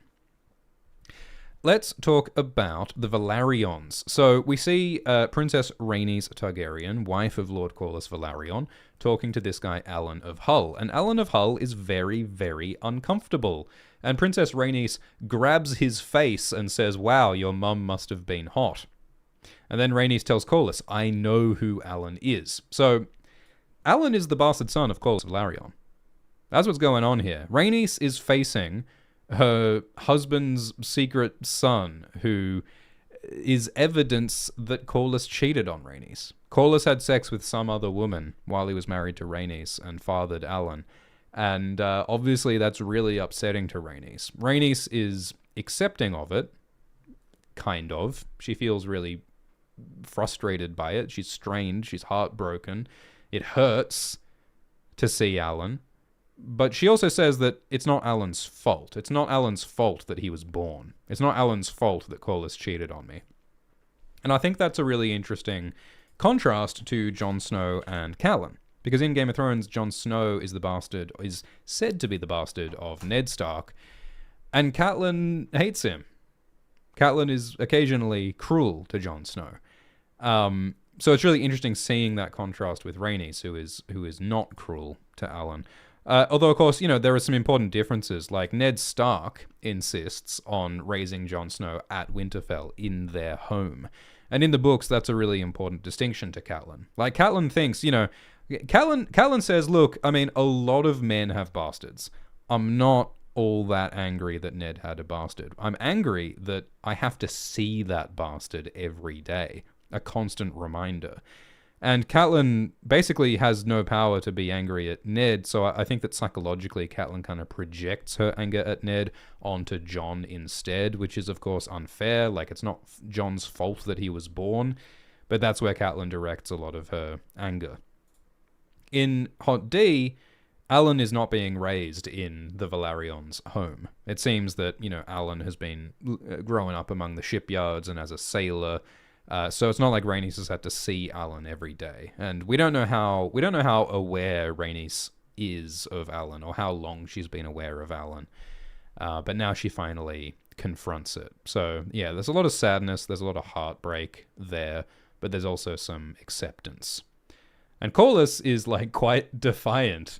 Like, Corlys is like, "Why are you interrogating me about that time that I cheated on you?" I mean, I suppose that it's not 100% established that Corlys necessarily cheated on Rhaenys, because in the books, Alan is a lot younger. Alan is a teenager in the books, and so he was definitely born while Corlys and Rhaenys were married, so Corlys definitely did cheat in the books. I suppose in Hot D, Alan is older, and the show has never said when Corlys and Rhaenys got married. I mean, we know it must have been before 101 AC, when the Great Council happened, which was 30 years ago, although they compressed the timeline into 20 years. So do you think Alan is more than 30 years old? I think he probably is. I guess it's not 100% clear in the show, but at least in the books, the implication is that, yeah, Corlys cheated on Rhaenys, and she's mad about that. And yeah, Alan is also the guy who saved Corlys' life on the Stepstones. So Rhaenys is saying that, well, Alan should be honored for saving your life, which is very, like, magnanimous of Rhaenys, right? I mean, the bastard son of her cheating husband, and Rhaenys is like, yeah, you should celebrate him. He's a great guy. Like, that's she's trying to be accepting, and she's trying to be forgiving. Of course, like, part of the tragedy here is that Corlys and Rhaenys are having this really strained conversation before Rhaenys dies. And so now, forever, the last time that Corlys spoke to his wife Rhaenys was them arguing about his bastard before her death. That's so sad. There's always been this undercurrent of difficulty. So, yeah, it's a strained conversation, and the point of it politically is that Baela, the granddaughter of Rhaenys and Corlys, has asked for Rhaenys and Corlys to come to Dragonstone, to the Black Council, because Queen Rhaenyra has been off in King's Landing, dressed as a nun for a while, apparently, and so Baela has asked for some backup from Grandma Rhaenys, because the Black Council is getting a bit out of hand. So yeah, it makes sense that they're trying to bring some the firm leadership of Corlys and Rhaenys to try and wrangle the Black Council into line. It seems shockingly irresponsible that Rhaenyra leaves nobody in charge in Rhaenyra's absence. I mean, when Rhaenyra went to talk to Alicent and she dressed up as a nun and such, you'd think that she knew that she was maybe gonna die, right? Like, she knew that was incredibly dangerous, sneaking into enemy territory. You would think that the responsible thing to do would have been to tell someone, like, at least her son Jace, and just, well, I mean, Jace wouldn't have let her gone is the problem. If Rhaenyra told anyone about her plan, they would have said, hey, Rhaenyra, that plan is stupid, don't go to enemy territory, and they wouldn't have let her. So I guess that's why Rhaenyra told no one. But at least, you know, Rhaenyra could have told Jace, like, oh, I'm gonna go, like, get my nails done. I'm gonna go, like, on a yoga retreat. I'll be totally safe, don't worry. But while I'm gone, you're in charge, and I want you to do X, Y, Z. Like, you'd think that that would be the smart thing to do here. But anyway, apparently everyone has had no idea where she is. And apparently she's been gone for a while. Like, Corlys is like, oh, she's still gone? And I don't understand how she's been gone for all that long, because it's not very far away. Like, all Rhaenyra did was took some, like, fishing boat from Dragonstone to King's Landing and back. Like, how long does that take? I don't know, like a day there, a day back. I guess there's a bit of logistics, trying to time your exit through the gates, trying not to get caught. I don't know, man, but seems kind of ridiculous that Rhaenyra was absent for that long and had like no plan, no communication about what she wanted her council to do in her absence. She's not the best communicator. No one in this show is a good communicator, because if anyone was a good communicator in this show, then the war wouldn't have happened. So, yeah, that's part of what Corlys and Rhaenys are dealing with. So another interesting thing that happens is that Alicent holds this dragon statue. Now, you'll remember in Season 1 that the little dragon statue was part of Viserys's model of Valyria. And then he dropped that model of the little dragon. And so then Alicent had it mended. Rhaenyra had the little dragon repaired and put back together. And that was this really beautiful symbol, because it made Viserys think that, oh, Alicent can heal my family. The House of the Dragon is going to come back together because Alicent is someone who can unite people. And so we see Viserys pondering this dragon statue right before Viserys declares that he will marry Alicent. We might speculate that it might even have been Otto's idea for Alicent to mend the dragon statue. Maybe it was all a manipulation by Otto. But in any case, like, this dragon seemed to be a symbol that, like, Alicent could heal the rift in House Targaryen, which, of course, is the opposite of what happened, because Viserys marrying Alicent and fathering Aegon is what created this conflict. And so now, in Season 2, Alicent ponders this dragon, and she's like, man, you know, this is how it all started. This is my marriage with Viserys. And, you know, she's thinking about what Viserys' wishes were for the succession. And then she drops the bloody thing. This is the second time the same little statue has been broken, which symbolically suggests that Alicent fumbled the bag here. Alicent may have made a few mistakes by supporting Aegon, by supporting Aegon as king. She messed up, and that has contributed to the rift in House Targaryen. This civil war in the royal family is partly her fault, and that's symbolized by breaking the statue. And also, like, you know, the statue breaking, I think, also represents Alicent's failure to uphold Viserys' wishes, because in this episode, she's contemplating the fact that, you know, Rhaenyra told her that Viserys really did want Rhaenyra to be the ruler, not Aegon. So Alicent is confronting her mistakes here, similar to how Daemon is confronting his mistakes. I really like how they're spending a lot of time to really think about the long-term effects of Season 1. We're not just rushing thoughtlessly into Season 2, we're also thinking about the depth of the mistakes that were made. Confronting the failures, which is really wonderful. So, we talked about how Alicent drinks the moon tea, and moon tea prevents or aborts pregnancy, and it can be dangerous, and it's not pleasant at all, but it is routinely used by some women in the books. Orwyle is, quote, practical. Orwyle tends to do what he has to do to survive. He tends to try and be neutral, but it's a shame because Alicent could really use some support right now. We get a glimpse of one of the new Kingsguard here, I think. When the door opens, we get a little glimpse of what I think is Sir Rickard Thorne. This beardy fellow here is one of the new Kingsguard, so let's have a brief Kingsguard corner. I believe this is the Kingsguard at this point. So Aegon actually has a full complement of 7 Kingsguard. He's got his Lord Commander, Criston Cole. He's got his drinking buddies, Leon, Martin, and Ned. He has this guy, Rickard Thorne, and there's 2 other fellas who we have glimpsed earlier. We haven't been told which one's which. They do have names in the books, but we'll see if they get named in the show. And Aegon actually has 7 Kingsguard, whereas Rhaenyra, as far as we know, only has Stefan and Laurent, and so I wonder if she might get a full complement of Kingsguard or Queensguard at some point. That would make sense. So that's our Kingsguard corner. And so we then get into a Black Council where Rhaenyra's gone and the Blacks are bickering. Baela's reporting on her various spying on Criston's army, and we talk about a Lyseni orgy for some reason. This guy, Lord Massey, says that if I know the Riverlands, Daemon has more disentangling ahead of him than the end of a Lyseni orgy. The city of Lys is famous for its sex workers and for its sex slaves.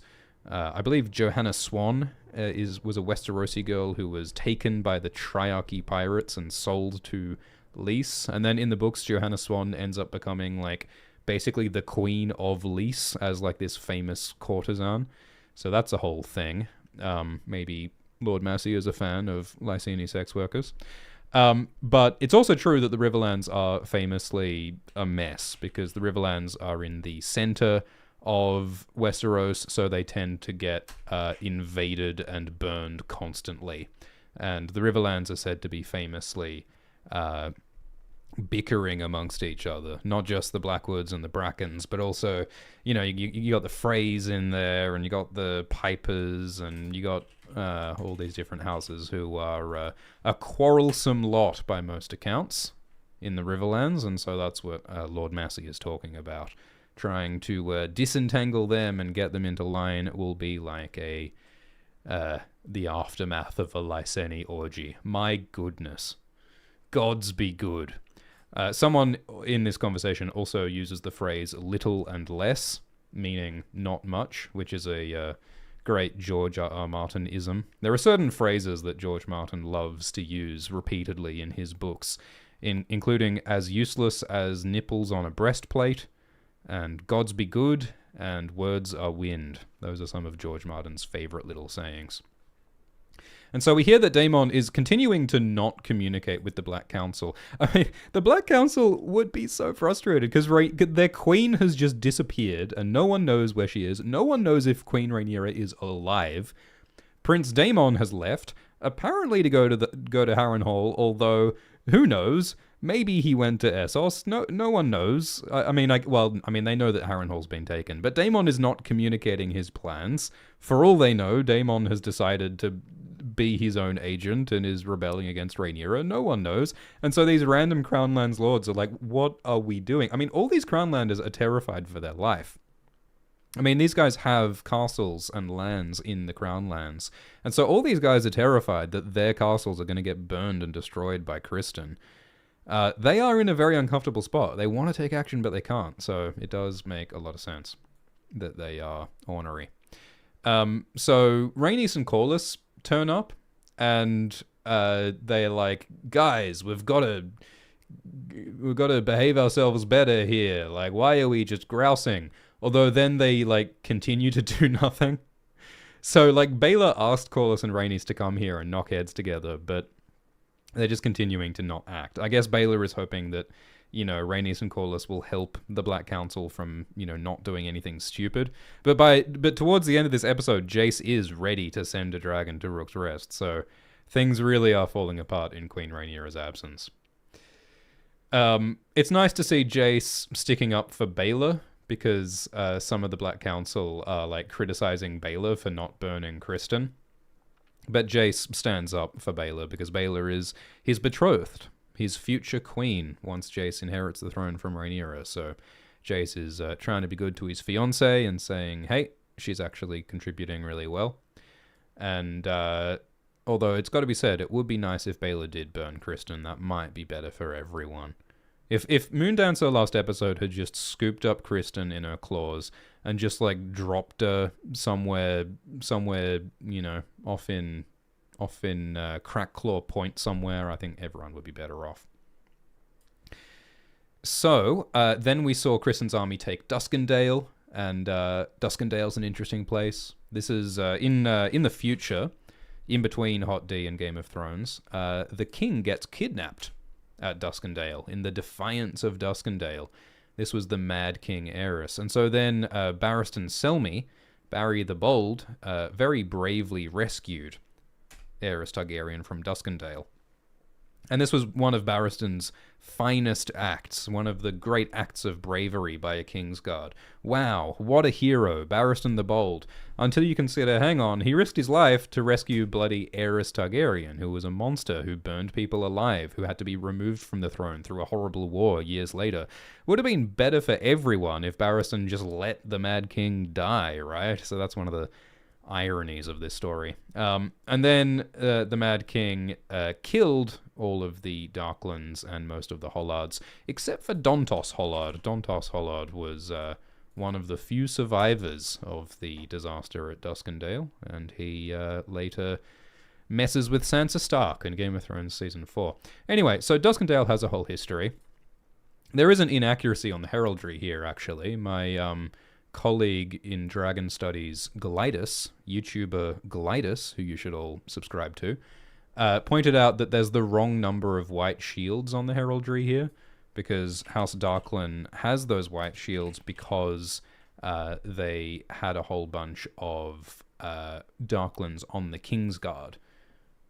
And so Glidus has helpfully made an alternative version of the Darkland heraldry. This is what the heraldry should look like at the time of Hot D, because they only had 4 Kingsguard from House Darkland at that time. So, Ryan Condal, canonical inaccuracy. What's going on here? What's going on, Ryan Condal? Criston gets a letter while he's here at Duskendale, and he does not tell anyone what it says, but I think we can speculate that it is a message from Aemond. So they're texting each other about the progress of Criston's war, because they have this plan to spring a trap and attack and to lure some blacks so that Aemond can kill them with Vhagar. And yeah, it is interesting that Lord Darklan calls Criston Kingmaker, because in the Game of Thrones books, like before Fire and Blood was written, it seemed as though Criston was more responsible for the war. Like in Hot D, really Otto is one of the most responsible, because Otto really pushed for Viserys to marry Alicent. Otto really pushed for Aegon to be crowned king instead of Rhaenyra. I think you could argue that Otto is maybe the most responsible for this war of anyone. I mean, also Viserys is very responsible, and, Aegon played a role, and Alicent played a role, but in the books, at least, it sounds like Criston is responsible. I wonder if, in Hot D, Criston will be blamed for this war, even though it wasn't entirely his fault, Because that's how it seems in the books. They call him Kingmaker. Thanks for the donation from Bixney, who says, I like how Aegon's frustration in the beginning, that his subjects are not keeping him in the loop, is what led to his injury. If they had informed him about the Vhagar trap, everything would have gone smoother for the Greens. Yeah, I mean, they did really emphasize that Aegon's the king, but no one listens to him and no one respects him. And understandably, that frustrates Aegon. But I mean, if they had told Aegon, yeah, like, we're springing a trap for the Blacks at Rook's Rest, maybe Aegon would have gone anyway, you know? Like, maybe Aegon would have wanted to participate in the trap. Aegon was saying last episode, I want to join the war with Sunfire. I think that Aegon may have been more enthusiastic about being there on Sunfire if he had known about the trap. But you're right that, like, maybe if people had respected Aegon and communicated with him, maybe he would have not felt the need to prove himself.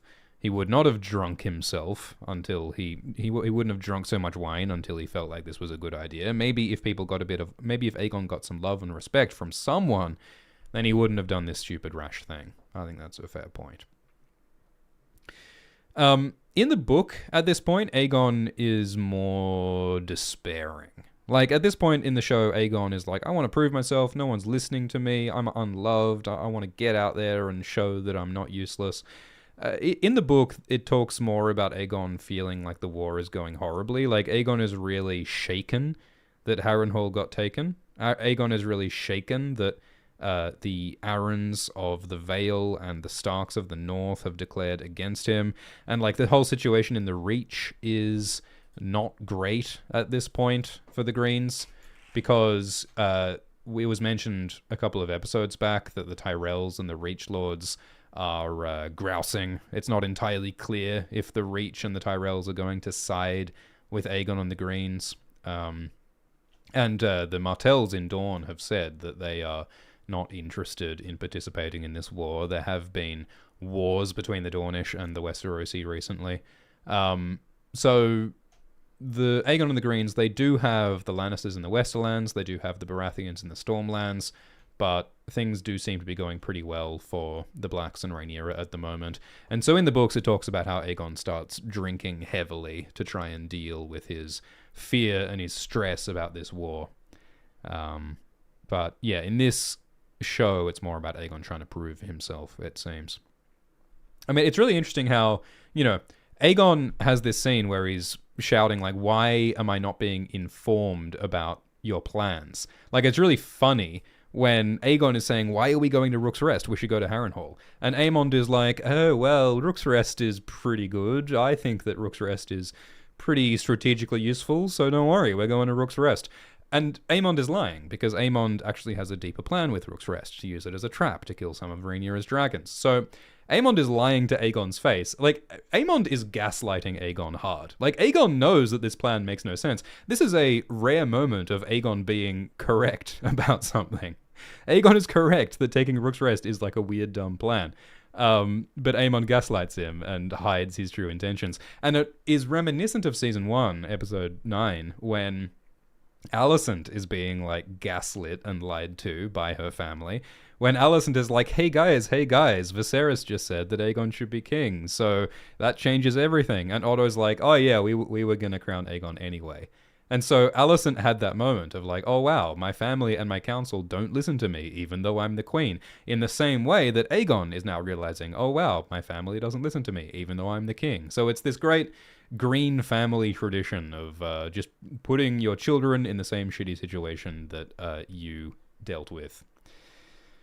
What else? So it's similar, you know, like when Alice takes the moon tea to prevent or to abort pregnancy, Alicent is unable to participate in the council. So Alicent is asking Larys, what did I miss on the council?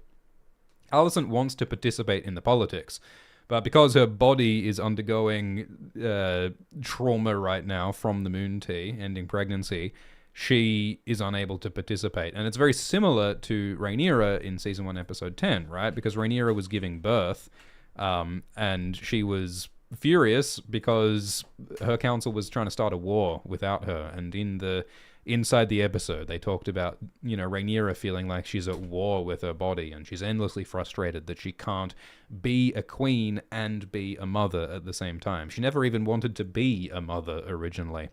And so in the same way, Alicent finds herself unable to be a queen and to be dealing with a reproductive system at the same time. And that is frustrating for her. Laris totally figures out that Alicent is having sex with Kristen and is taking moon tea to prevent pregnancy. It's pretty foolish of Alicent to leave out this little moon tea pot. She should probably hide that. I mean, Orwell as well seemed to totally clock that Alicent is having sex with someone, which, again, she's not meant to do because she's unmarried and she's a woman, and she's the queen.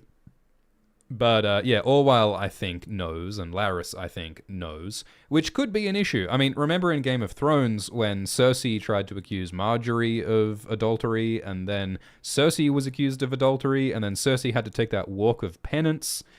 It's a whole thing in this world. People get very cross when ladies have sex with the wrong people, and so Alicent is in danger here. Laris has basically threatened Alicent before, by, threatening to implicate Alicent in the deaths of Lionel and Harwin at Harrenhal and, the death of the arson of Mazaria's house and all of that. Talia and Jon no longer breathe our air. So this is more dirt that Laris has on Alicent, and I think that's quite dangerous, potentially. But, Alicent is like, oh no, I'm not pregnant, I just ate too much pie. Yes, just too much lamprey pie, that's all. Lamprey pie, yeah, that's what I call sex as well. And Laris says, oh my, lamprey pie, huh? That is quite a rich indulgence. So Laris is saying, oh, you've been having sex with the Lord Commander of the Kingsguard, haven't you? Oh my. And Laris says, no, it's fine. I think that we all should indulge in our appetites. It's what makes us fully alive. And I think that's a very scary line from Laris. What are Laris's appetites exactly? We saw that Laris seemed to enjoy watching those prisoners having their tongues cut out with hot pincers. He seems to enjoy seeing other people suffer. We also saw Laris humiliating Alicent by masturbating at the sight of her feet. So that's another appetite that Laris has.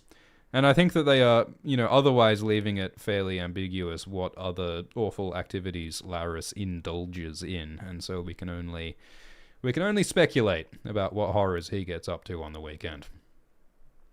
I also wonder if Laris knows about Aemond and Kristen's plans. I mean, Aemond and Kristen have been sending letters to each other by Raven. I wonder if it's possible that Laris might intercept some of those messages. We still don't know how Laris knows what he knows. Is it magic? Is it spies? Is it letters? Has he got a satellite dish installed behind his clubfoot? We don't know. But it's intriguing to imagine what he might know and what his plans might be. In general, he seems to just create chaos and gain power. He seems to want this war to happen so that he can turn people against each other. But his motives are mysterious in both the show and the books. I wonder if Laris knows anything about this Aegon's dream stuff, because Laris notices that Alicent is reading history books, because Alicent wants to find out whether Rhaenyra is right about this whole idea of Aegon having a dream and Viserys being interested in that.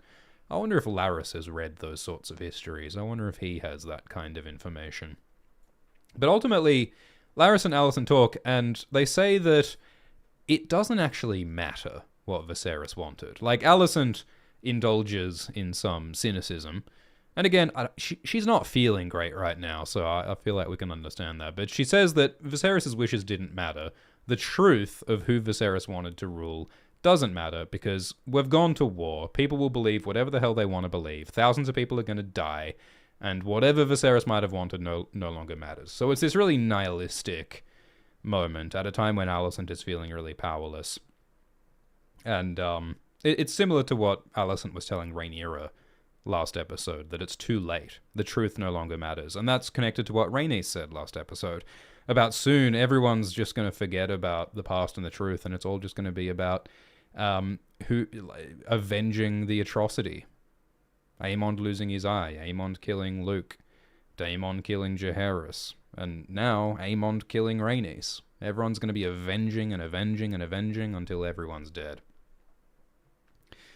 So then we had that Alice and Daemon conversation, seeing this cursed Matt Smith with an eye patch, which I think represents Daemon recognizing some of his own mistakes and some of his own flaws in Aemond. And we also have Alice being very charming, the charming witch who seems connected to the magic of the old gods. And Alice is very, very perceptive about Daemon's relationship with Rhaenyra when Alice says, "Hey, you seem to be feuding with your wife. Are you trying to steal Rhaenyra's throne? Hey, it's kind of messed up that you married your young niece, who you were once an uncle to when she was a little girl. Kind of gross, Daemon." Alice knows a lot of things. I wonder if she knows that through the magic of the old gods. I wonder if her possible half-brother Larys Strong knows the same things from the same reason. And so then Daemon had that conversation with Willem Blackwood, who is leading the Blackwoods until Benjicott Blackwood is old enough to take the place of Lord Samwell Blackwood, who died at the Battle of the Burning Mill. And he saw Laena, and Daemon also had a conversation with Oscar Tully, the grandson of Lord Grover Tully. And we had this Green Council conversation where the Greens were saying, "Hey, it's kind of hard to feed dragons." Oh, this is a great face by Tom Glencarny. My God, look at that face. Because that's an issue in the Game of Thrones show as well. Like, I remember when Daenerys was in Meereen with her dragons, and Drogon kept, like, eating children. Because dragons are hungry, and dragons need a lot of livestock, and sometimes dragons eat people. That might become a problem in the Crown Lands as well, because the Green Council is saying that, Vhagar sure eats a lot, and the people of the Crown Lands are sick of having to give us all their sheep and their cows for Vhagar to eat. How are we going to feed them? I mean, they'd be affected by the Velaryon blockade of the Gullet as well, right? Because the Velaryons are restricting trade into King's Landing, trying to cut off and starve out the enemy. And we saw how that's affecting people like Hugh, the blacksmith, Hugh the Hammer. In this conversation, they mentioned that, like, the blacksmiths aren't getting the support that they need. And previously, we saw King Aegon promise Hugh the Hammer that, we'll totally give you some money. We'll help you out, Hugh. But then the next episode, Hugh was saying, when are we getting the money? Is the king going to give us the support that we need? Has Aegon forgotten that he made that promise? We don't know. Aegon just gets bored of the conversation and walks out. So he is not doing a good job as king. We also get to see Aegon's buddy Leon, who he impulsively put on the Kingsguard, fidgeting in his armor. He doesn't seem very comfortable. He doesn't seem very serious, this guy Leon. Yeah, see him like pulling at his neck, looking all uncomfortable in his Kingsguard armor. And then he sort of like rocks on his feet. He sort of bounces around. Like, Leon is so bored. And Leon is ultimately so ill-suited to the Kingsguard. He's not a great knight. He's not serious about this duty. Aegon should not have put this guy on the Kingsguard. And I wonder if that's going to have consequences. Like, maybe his buddies on the Kingsguard will fail to protect someone when it really matters. So Alicent continued to search for Viserys's history books. Still trying to confirm whether the story of Aegon having a dream is true. I mean, that's one of the funny things, is that the Targaryens keep it secret. Like, why does Aegon's dream have to be a secret? Why don't they just tell everyone and use it as propaganda? I mean, maybe Aegon's dream is not recorded in books. Maybe it's only recorded on the dagger that, ironically, Aegon is holding right now. Like, Alicent is searching for proof of Aegon's dream, and the proof is there on Aegon's belt. That's the dagger there, but Aegon doesn't know the significance of that dagger, and neither does Alicent. This whole thing is kind of a farcical comedy, really. And Aegon says, I had the history books removed. And Alicent says, but there's so much knowledge in there. And Aegon's like, well, whatever, I didn't have them burned. As though, that would be a reasonable thing to do. Remember when Joffrey uses Widow's Wail to cut up those books? In Season 4, Tyrion gives those, like, beautiful history books to Joffrey, and then Joffrey, like, cuts up the books with his sword like an absolute spud. That's something that happens. Joffrey, like Aegon, fails to appreciate the value of knowledge and of books. It's a bunch of history books that I think Jorah gives to Daenerys in Game of Thrones Book 1. And George Martin has said that, wow, Daenerys should really read those history books. That might help Daenerys make good decisions if she was aware of the history of her family.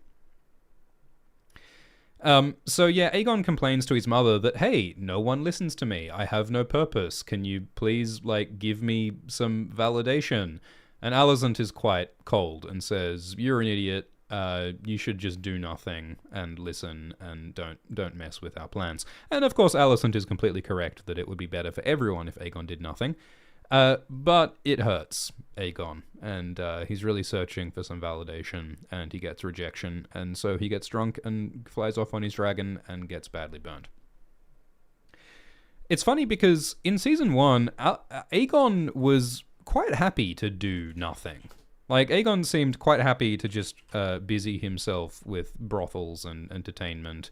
And, he was saying, I want to leave. Let me leave Westeros. I don't want to be king. Don't make me do this. It was only at the end of Season 1 when Aegon, enjoyed the adoration of the common folk that he was like, oh, I actually do want to be a king. So it's such a shame that, if they just hadn't crowned this idiot, then he could have done nothing all his life, and then everyone would be better off. But not how it worked out. Comically High says, does Rhaenys know the definition of insanity? Yeah, I mean, in the fight between Rhaenys, Meleys, and Vhagar, they go in for a couple of bouts. So, after Vhagar burns Sunfire and they crash to the ground, Rhaenys and Meleys have a go at Vhagar, and it does not go well for Rhaenys and Vhagar, because Rhaenys and Vhagar... Meleys is a lot smaller and weaker than Vhagar, so she gets beat up pretty bad, but then she turns around and she has another go, and it's man, Rhaenys, it didn't work the first time, why attack a second time? You're gonna die, you should run away. And like I said, I think it's possible that Rhaenys wants to try anyway, because if she can kill Aemond and Vhagar, they basically have won the war. I mean, King Aegon and Sunfire have just crashed and burned. So, it would be a huge victory for the Blacks and Rhaenyra if Rhaenys and Meleys could successfully kill Aemond and Vhagar. Also, I think part of the subtext is that maybe she can't run away from Vhagar because Vhagar's bigger and might outspeed Meleys. Although Meleys used to be really fast, so maybe not. But also, I think another perspective is that maybe Rhaenys is kind of ready to die. I mean, she was really hoping for peace. She was really hoping that her girl Rhaenyra could avoid war, but now war is happening. And Rhaenys just, was hanging out with her husband's bastard son, the physical evidence of him cheating on her. And her husband is not listening to her wishes about making Rhaena the heir to Driftmark. There are a lot of frustrations in her life, although, does she want to die? I wouldn't think so. I don't think she'd want to die. So yeah, I agree that it's weird. I think it's weird that Rhaenys doesn't run away. I think it's weird that Rhaenys and Meleys face Vhagar a second time, but I tend to think that she just wants to try and end this war. Thanks for the super chat from Owen, who says, you smell great, sniff. Okay. So at Rook's Rest, we see Kristen's army felling some trees to build siege weapons, like a ram and some ladders. That makes sense. It's more of a protracted siege in the books. I think they say that the Stauntons are besieged in Rook's Rest for 9 days before Meleys turns up. And Staunton is begging the Blacks, saying sending letters saying, hey, please come and help us.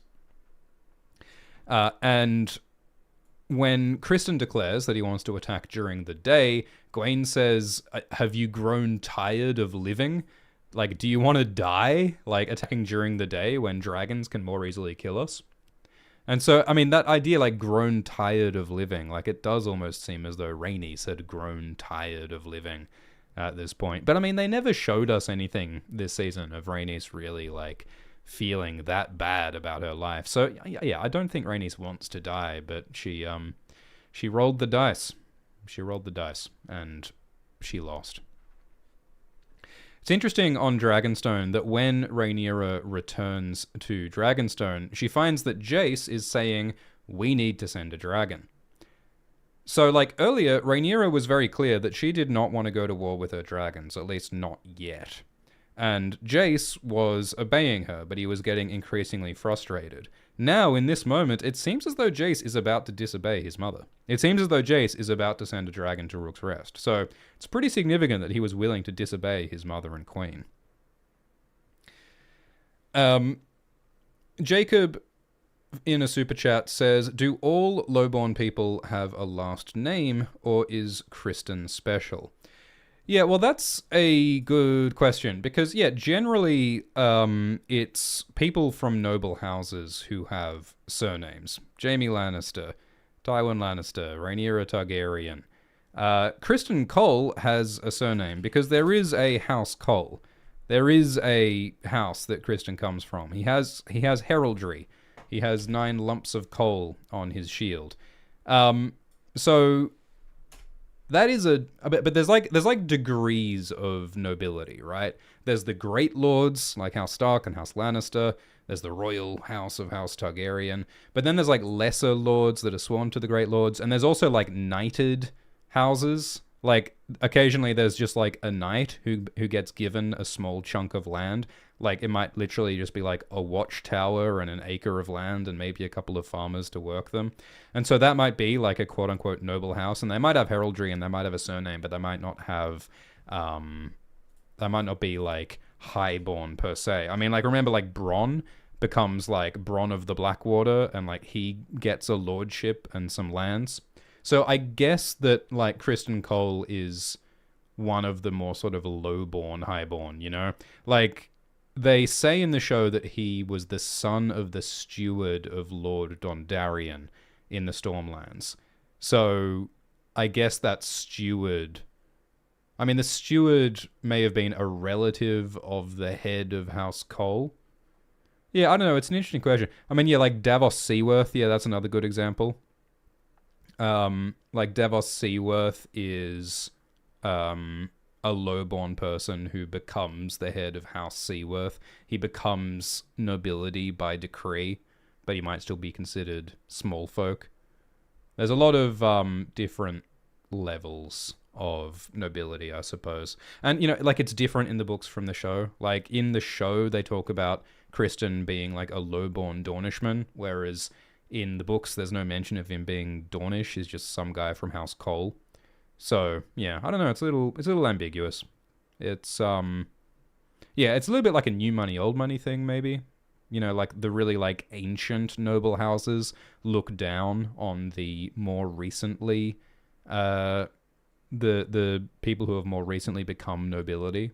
People sort of turn their nose at that. It's a little ambiguous, I suppose, but there's definitely, like, different levels of nobility, and Kristen seems to be from one of those lower levels.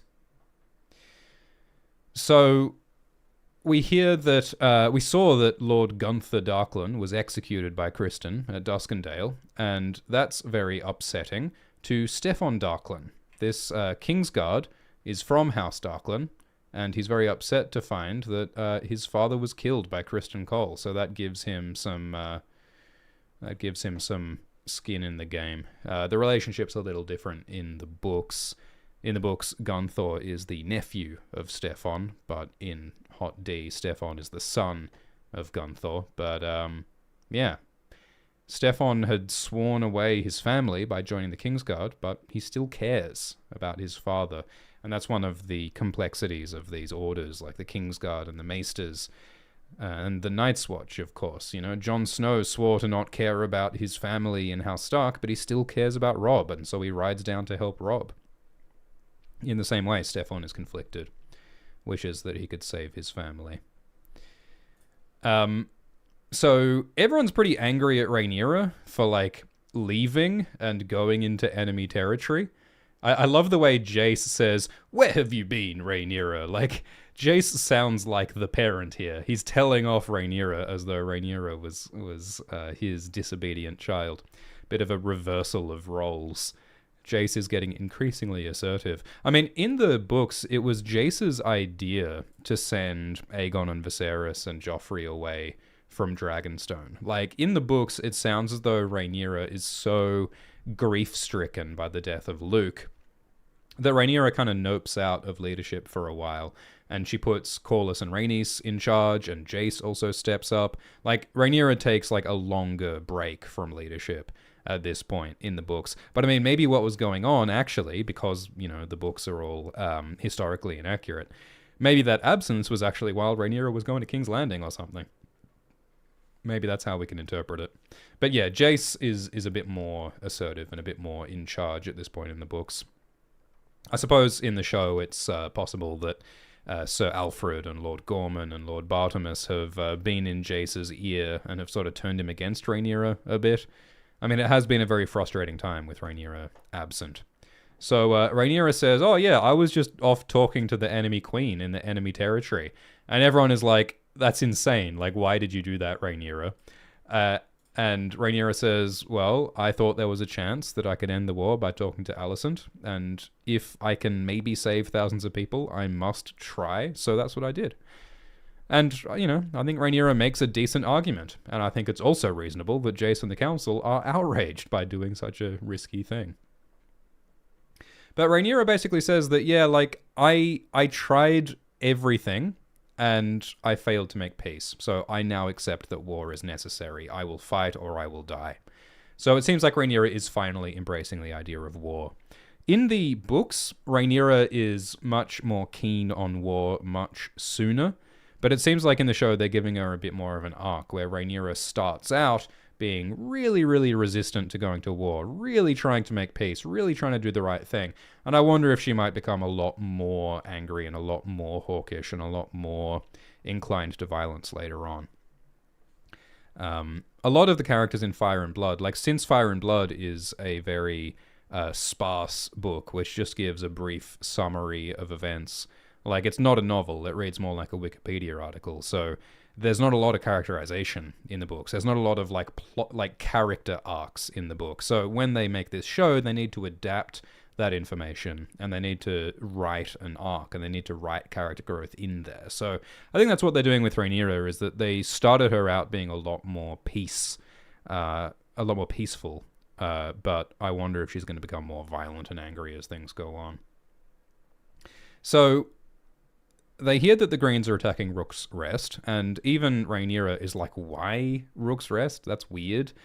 But they decide that this is a good opportunity to burn Kristen Cole's army, so Rhaenyra says she'll go, but she's the queen, so everyone's like, no, someone else should go. Jace says he'll go, but he's the heir to the throne, so they decide that Rhaenys will go. And like, we talked about how they really should have sent multiple dragons. Like, why not send multiple dragons? I guess they're worried that, you know, a scorpion bolt or arrows could kill Rhaenyra or kill her heir Jace. That would be a problem. And in the books, there are scorpions at Rook's Rest that could have been used against the dragons. So they are rightly worried about the prospect of losing the members of their family. And so Rhaenys goes off and dies at Rook's Rest. Thanks for the super chat from Shane, who says, theory, Aemond is now King Regent. Alicent has either Helaena sleep with Aemond or extra crispy Aegon. I forgive you felt more about future events. That's an interesting idea, because like last episode, we saw Helaena forgive Alicent. And it was sort of the first time Helaena had indicated to Alicent that, hey, I have been hurt by your choices, by you making me queen, by you making me marry my awful rapist husband, by getting my son killed partly due to, you know, Kristen's failures, by sending me on this traumatic funeral procession. But you're right that Helaena is someone who can see the future in her dreams. So I wonder if Helaena is not only forgiving Alicent for past crimes, but also for future crimes. Maybe Helaena knows about nasty things that will happen in the future. And Helaena is also preemptively forgiving Alicent for those. Yeah, I think that's a great theory. And you speculate on who's going to have sex with who. Yeah, well, we don't know what Aegon's condition is right now. But who knows if Aegon will be in a condition where he can still have sex with his wife, Queen Helaena. It might be better for everyone if he's not. So We talked about the conversations on Dragonstone, and we talked about Rhaenyra telling Jace about Aegon's dream. We talked about how the dragon Melis was called the Red Queen. Melis was a beautiful dragon with scarlet scales and pink wing membranes, and a crest, horns, and claws bright as copper. Melis used to be a super fast dragon. Now she's a bit more old and grouchy, but still fearsome when roused. And it's interesting that Rhaenys says that she has been in battles with Melis before, when in the books there are no battles that Melis has been in that we're aware of, but there are some battles, like the Mirish bloodbath, that maybe, on the Stepstones, maybe Rhaenys and Melis were involved there in Hot D. And we talked about how it's very dangerous, the way that Rhaenyra uses Aegon's dream to justify using dragons in this war, because dreams and prophecies in this world are often misinterpreted, and using ideological justifications for war is very dangerous. It might lead to atrocity. And we see at the end of Game of Thrones that the the prophecies and the White Walker dreams do not exactly turn out how anyone expected. It's not like Aegon's dream predicted that Arya Stark would jump out of a tree with some cutlery. So this whole idea of Aegon's dream and the White Walkers is very questionable. Thanks for the super chat from Erwin, who says that Vhagar's sneak attack by hiding behind a building was a bit silly. It's very funny to see Vhagar in stealth mode. Like, Aemond just parked his dragon like in a little clearing behind some trees. And I guess Vhagar is the correct color. He's sort of dark green, so he can blend in with the trees a bit. But it's quite funny that, like, it's possible to hide such an enormous dragon. And it's also an extremely, like, cute shot when Aemond tells Vhagar to stay hidden in the trees, and so Vhagar sort of collapses down onto the ground and exhales through his snout. And Vhagar is referred to as female. It is very funny seeing Vhagar behave like a big dog sitting in a grassy field or something. Thanks for the donation from Double Duck, who says, is the Iron Throne retconned, or do you think it will change? Yeah, so the Iron Throne looks different in Hot D compared to Game of Thrones. In Game of Thrones, we only get this like little central part of the throne. But in Hot D, there's this whole big like field of swords that are all over the place. And it looks much more impressive. And so, yeah, like, I don't think this is necessarily a retcon. Like, I think it would be really funny if, like, at the end of House of the Dragon, like, someone just says, oh, you know what? This is too many swords. It's stupid how many swords are here. Let's get rid of some of these goddamn swords. And so maybe they clear away some of these swords on the steps and just leave the central throne, which is what we see in Game of Thrones. Like, that would make sense. They don't have to retcon it. In the books, the Iron Throne is much bigger, and it's this, like, monstrous, towering beast of a throne that, like, looms over the whole bloody thing. Don't look at that image. And because that's slightly a spoiler, but not really. The throne looks more like this. Actually, it looks more like this. Yeah, this is what I think George Martin said was like one of the most accurate illustrations of his Iron Throne from the books. This like monstrous, ugly, asymmetrical, towering pile of swords. That's what it looks like in the books. And so in Hot D, they made something that's like kind of in between the different versions, between show and books, which is, again, it's interesting like from like a canon perspective, because Hot D, I think, draws more from the lore of the books sometimes in the way that it actually represents dreams and magic and prophecy and all these elements that the Game of Thrones show mostly ignored. So I think it's cool how they sort of combine the best parts of each side. Thank you for the donation from Nuisance, who says, Dragonfight was fun in a way that character nuance can't be.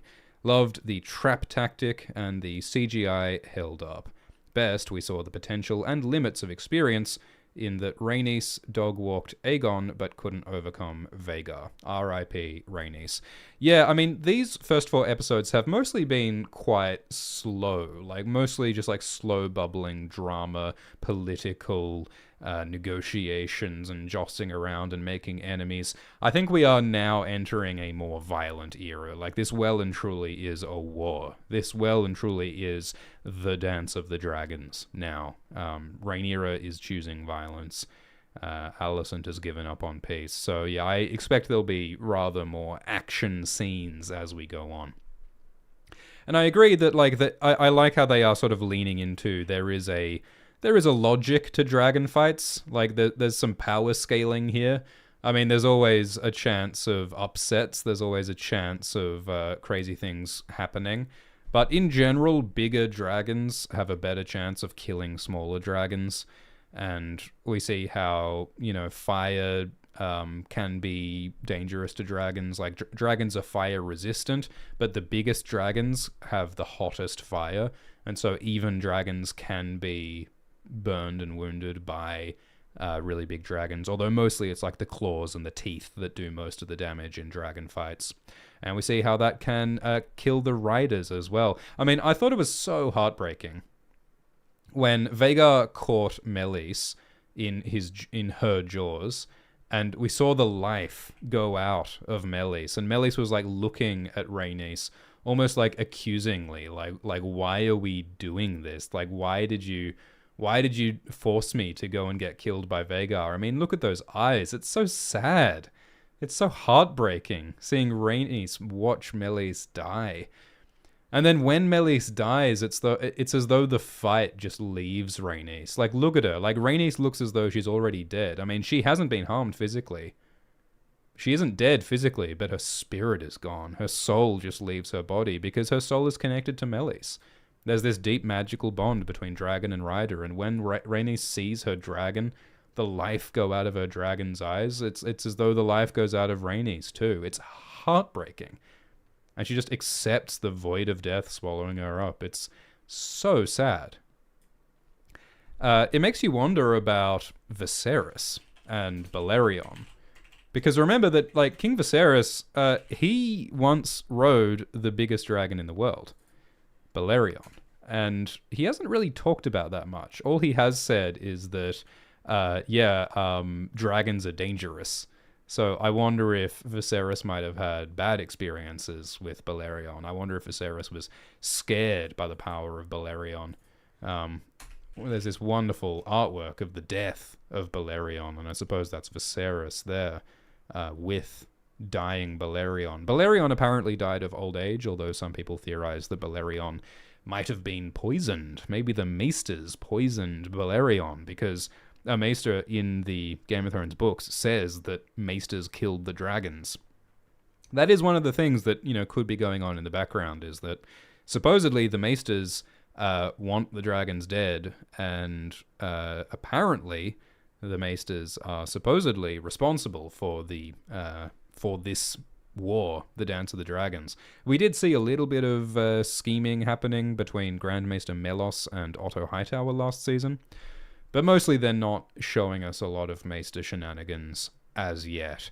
And Grand Maester Orwyle seems to be fairly neutral so far as we can see. Alright. Thanks for the super chat from Matthew, who says, Rhaenys had a look like Daemon's reminder actually weighed on her, not following through on a chance to end the war herself at the Red Keep. Yeah, I think you're right. In the Dragon Pit, when Meleys was facing the Greens, Rhaenys made a decision to not kill King Aegon. She could have done it, but she decided not to kill the Greens. If she had done that, then she'd be alive right now. And a lot of more people would be alive. Maybe Rhaenys is like, damn, maybe I really should have killed the Greens back then. Could have saved myself some effort. So, what else haven't we talked about? So, Rhaenys also burns a bunch of soldiers. 1,500 Darklands, Stokeworths, Rosbys, and Hightowers comprise Kristen's army. And it's interesting to me that Aegon commands his dragon Sunfire in the common tongue, just in English, whereas Aemond and Rhaenys command their dragons in the Valyrian language, which is, the language of the Dragon Lords of Valyria. I wonder if that implies like a sort of, weaker connection or a less authentic connection to his dragon. Although it seems like Aegon and Sunfire do have this very real bond when we see them, when we see Aegon mounting Sunfire. We talked about how Targaryens are not fireproof in the books. They're just a bit heat resistant. In Game of Thrones, Daenerys does seem to be fireproof because she survives fire multiple times. In Hot Day Season 1, Daemon does get burned by a fire arrow, so maybe Targaryens are not fireproof in this show, although Rhaenys and Aemond both get a lot of fire flying around them and they seem to be okay, so maybe Targaryens are a bit fire resistant in this show. Not really clear, but what is clear is that Sunfire and Aegon are very hurt by Vhagar's claws and Vhagar's fire, so we'll see how that turns out. And they did a wonderful job of showing us the aftermath of a dragon war and showing us how horrifying the devastation is, all the ash, all the skeletons, all the death. This is what Rhaenyra was trying to avoid. This is why Rhaenyra took the risk of going to King's Landing. This is what they were trying to prevent, but they have failed to make peace, and so now the dragons are dancing. So yeah, it is a really big change that Aemond deliberately burns his brother Aegon in the show. That's not in the book, but I think it makes sense for Aemond's progression. Aegon has always bullied him and tormented him. Aemond has always thought himself a more worthy king. So Aemond now seems to be a kinslayer for real, or at least a kin burner. We talked about how Rhaenys lived fearlessly, died amidst blood and fire. That's what it says in the books. And we talked about how it's nasty and sad. Okay, I think that's most of what I wanted to say. I will now respond to some of your donations and super chats. Please like and subscribe. We are doing these live streams every week, starting at about 10 p.m. Eastern Time Sundays, right after the episode airs. We are also doing our weekly scripted, edited, explained videos each week. And remember to like and subscribe. You can also listen to our videos as an audio podcast, and we've got these live streams on the Alt Shift X podcast feed. There are 2 different Alt Shift X podcast feeds. It is confusing, but they are linked in the description below. And shout out to Schubert Reads for moderating the live chat. All right, let's respond to some super chats and donations. The best way to donate, if you'd like to donate, is using the link at the top of the description, the Streamlabs link. It's also written in the top corner of the screen right now. But I appreciate all your donations. I cannot answer every single one, but I will do my best. Thank you. So Simric says, did anyone else find it odd that the Maester did not speak Valyrian? Yeah, we talked about that. Valyrian is a language that some educated people know. So yeah, I think it is possible that Orwell might speak Valyrian, and it would be extremely cool if that came up. If some Targaryens tried to have a private conversation, but if Orwell or someone else could understand it. Thank you, Virginia, who says, it seems that the Master of Whisperers is more important than the Hand of the King to both sides in this war.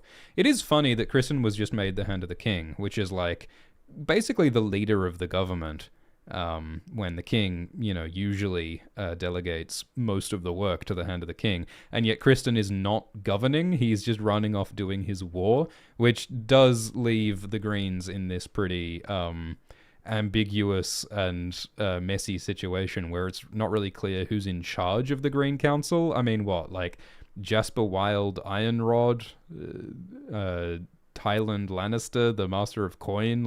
Who has the most authority? Alicent doesn't seem to think that she has any authority. I feel like this is a good opportunity for Queen Alicent to try to assert some authority as the Queen Mother, but she's busy with her moon tea. So yeah, I agree that the Masters of Whisperers seem powerful. Larys Strong is a very influential advisor. He seems very able to get things done. He doesn't do anything this episode, but he certainly knows things. And so it'll be interesting to see if he tries to influence Aemond more next episode, or what his goals will be. Mysaria doesn't have a particular position with Rhaenyra as yet, but maybe Mysaria will play the role like a Mistress of Whisperers, since she is a spy master. I mean, we don't know if Mysaria has many spies anymore after Larys removed Jon and Talia and Mysaria's other spies. But yeah, we'll see what Mysaria contributes as well. We're not going to spoil future episodes. Thank you, Albert, who says it's extra since they are Balon and Alyssa's dragons. Yeah, so Meleys was ridden by Alyssa before she was ridden by Rhaenys. And yeah, Balon rode Vhagar before Vhagar was ridden by Laena and before Vhagar was ridden by Aemond. And Balon was the father of Viserys and Daemon, and allegedly the father of Ulf the White, who we saw last episode. So yeah, it's Balon's dragon killing Alyssa's dragon, which adds more tragedy. I mean, that's the thing. Like, this is a civil war among a family. This is kin fighting kin, and it is hateful to the gods. So it's definitely a layer of sadness that the dragons have been ridden by like generations of this family, and now they're being used against each other, which is just hella sad. Thank you, Renfair Lass, who says, I don't quite understand. Why couldn't Rhaena claim Vermithor? I know that's more of a last episode, but still.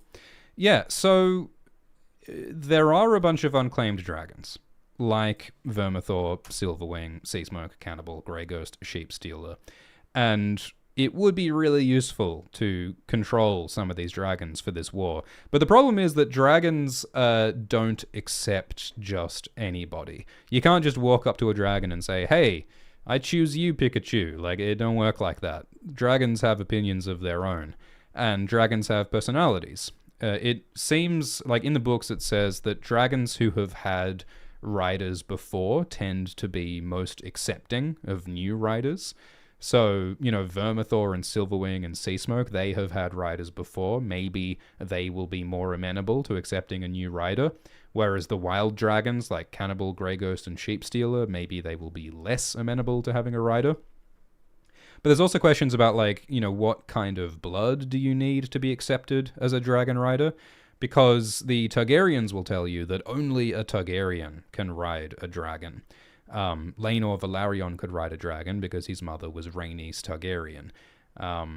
So supposedly you need the Targaryen blood, and supposedly the Targaryens are the only surviving Dragonlord family from Valyria. But at least in the books, the Targaryens and the Velaryons have intermarried multiple times in the past. And so the Velaryons should have some Targaryen blood. So you could speculate that the Velaryons might also be able to claim dragons. But also, like, there's some hints in the books at various points that maybe even people who don't have Targaryen or Valyrian blood, or Velaryon blood, maybe other people can claim dragons. That might be a relevant idea as we go on. But even if you do have the right blood, it's dangerous to claim a dragon. Dragons can be a bit grouchy. We saw how it was a pretty scary experience for Aemond to claim Vhagar, right? I mean, when he was this little kid getting on top of this dinosaur. I mean, like, Vhagar almost burned Aemond alive. Like, look at this. Vhagar almost killed Aemond. So if anyone tries to claim Vermithor or Silverwing or the others, they might expect to face some of this grouchiness as well. So maybe someone will try to claim Vermithor and the unclaimed dragons, but it might not be a straightforward thing to do. Thank you, Ben B, who says, hold on, Aegon I, the Conqueror, made the Iron Throne, but Maegor made the Red Keep. How did they move the throne to the new keep? That's a good question. I don't know. Aegon the Conqueror, I think it was called the Aegon Fort, which was like his base in King's Landing for a while. King's Landing was barely a city at all when he first turned up. And so, yeah, it was Maegor who built the Red Keep and had all the secret passages built in there. So, yeah, that's a good question. I imagine it would have been very difficult to move the throne, wouldn't it? I mean, maybe the Red Keep was built around the Iron Throne, or maybe there was like a simpler, smaller keep that the Red Keep was sort of built around. I don't know, that's a good question. Thayreen says, "What if Daemon stayed at Dragonstone? Would Maelys and Rhaenys still live?" Yeah, it's a good question. I mean, if Daemon was still at Dragonstone, you would imagine that Daemon and Caraxes would have joined in on the flight to Rook's Rest. I don't think Daemon would want to miss out on an opportunity to participate in a war, because if Daemon likes one thing, it's doing wars. And yeah, if Daemon and Caraxes had helped Maelys and Rhaenys, I think that they would have had a much better chance of defeating Vhagar and ending the war. Caraxes is one of the oldest and largest and most fearsome dragons alive, so yeah, maybe Daemon will feel a bit sad. I mean, remember in Season 2, Episode 1, when Daemon was saying, "Hey, Rhaenys, let's go kill Vhagar. You and me, Caraxes and Maelys, together, we can kill Vhagar. Let's do it." I mean, if they did that, then maybe they would have succeeded, and maybe Rhaenys would be alive, and maybe the war would be over. So this is a rare example of Daemon maybe being totally right. Kevin says, "I think the Kingsguard is drunk is why." Yeah, Leon Estamont on the Kingsguard was behaving kind of oddly before, and maybe he was drunk. Maybe that's what's going on. I wonder if being a Kingsguard is more or less boring when you're drunk. It's not a great life, if we're honest, being a Kingsguard. Thank you, KGR, who says, "Daemon really is the Black's important piece. He is the smartest war strategist. Look at the aftermath. Without him, he would have seen this plan coming."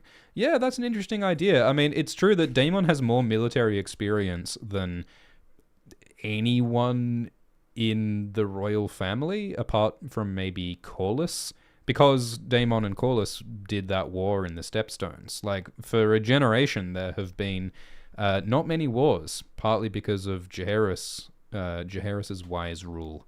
So, yeah, I mean, maybe Daemon would have seen through this trap. I mean, maybe it's a sort of dastardly plan that Daemon himself might have come up with, right? And I mean, Daemon had that vision of himself wearing Aemon's eye patch this episode. I think Daemon understands Aemon pretty well, and so maybe Daemon would have foreseen Aemon's plot. And, you know, maybe that's another reason why Daemon should maybe, I don't know, communicate with his queen. We keep getting told that Daemon is not sending letters to Rhaenyra. He's not communicating. If they had communicated, maybe Rhaenyra could have said, "Oh, BRB, we're going to go to Rook's Rest." And then Daemon could have said, "Hey, maybe don't. Sounds like a trap. I'll come help," you know? So yeah, that's an interesting idea. Thank you, Christina, who says, "Great action sequence, but the tension build-up was even better. Tom Glencarney's performance was the standout to me. R.I.P. to two queens, Rhaenys and Maelys." Yeah, they call Rhaenys the queen who never was, because she was almost chosen as Jaehaerys' heir, but Viserys was chosen instead. And Maelys is called the Red Queen. Thank you, Merlin, who says, "Today's episode, and how weirwoods impact the inhabitants of castles, makes me believe more in Preston's interpretation of Sweet Robin." Yeah, so Preston Jacobs is a Song of Ice and Fire YouTuber, and from what I remember, Preston talks about this idea that Robert Arryn, Sweet Robin, is influenced by the weirwood throne that the Arryns sit on. And Preston suggests that Robert Arryn might have psychic powers, basically, might be connected to the magic of the old gods, like a green seer. Because, like, Sweet Robin hears Marillion when Marillion is, like, singing and screaming and upset, and he has weird dreams. So, yeah, I think there is something in that. I think it is possible that Sweet Robin might be a bit magical, and it might be connected to the weirwood. And I certainly do think that, weirwood can give visions and magical experiences to all sorts of people, like it does to Daemon this episode, like it does to even Jaime earlier on, like it does to Bran after he eats the weirwood paste. So, yeah, I think that's pretty legit. Thanks for the donation from Jez, who says, "Now that you've met George Martin, did he say if he's a regular watcher of the channel?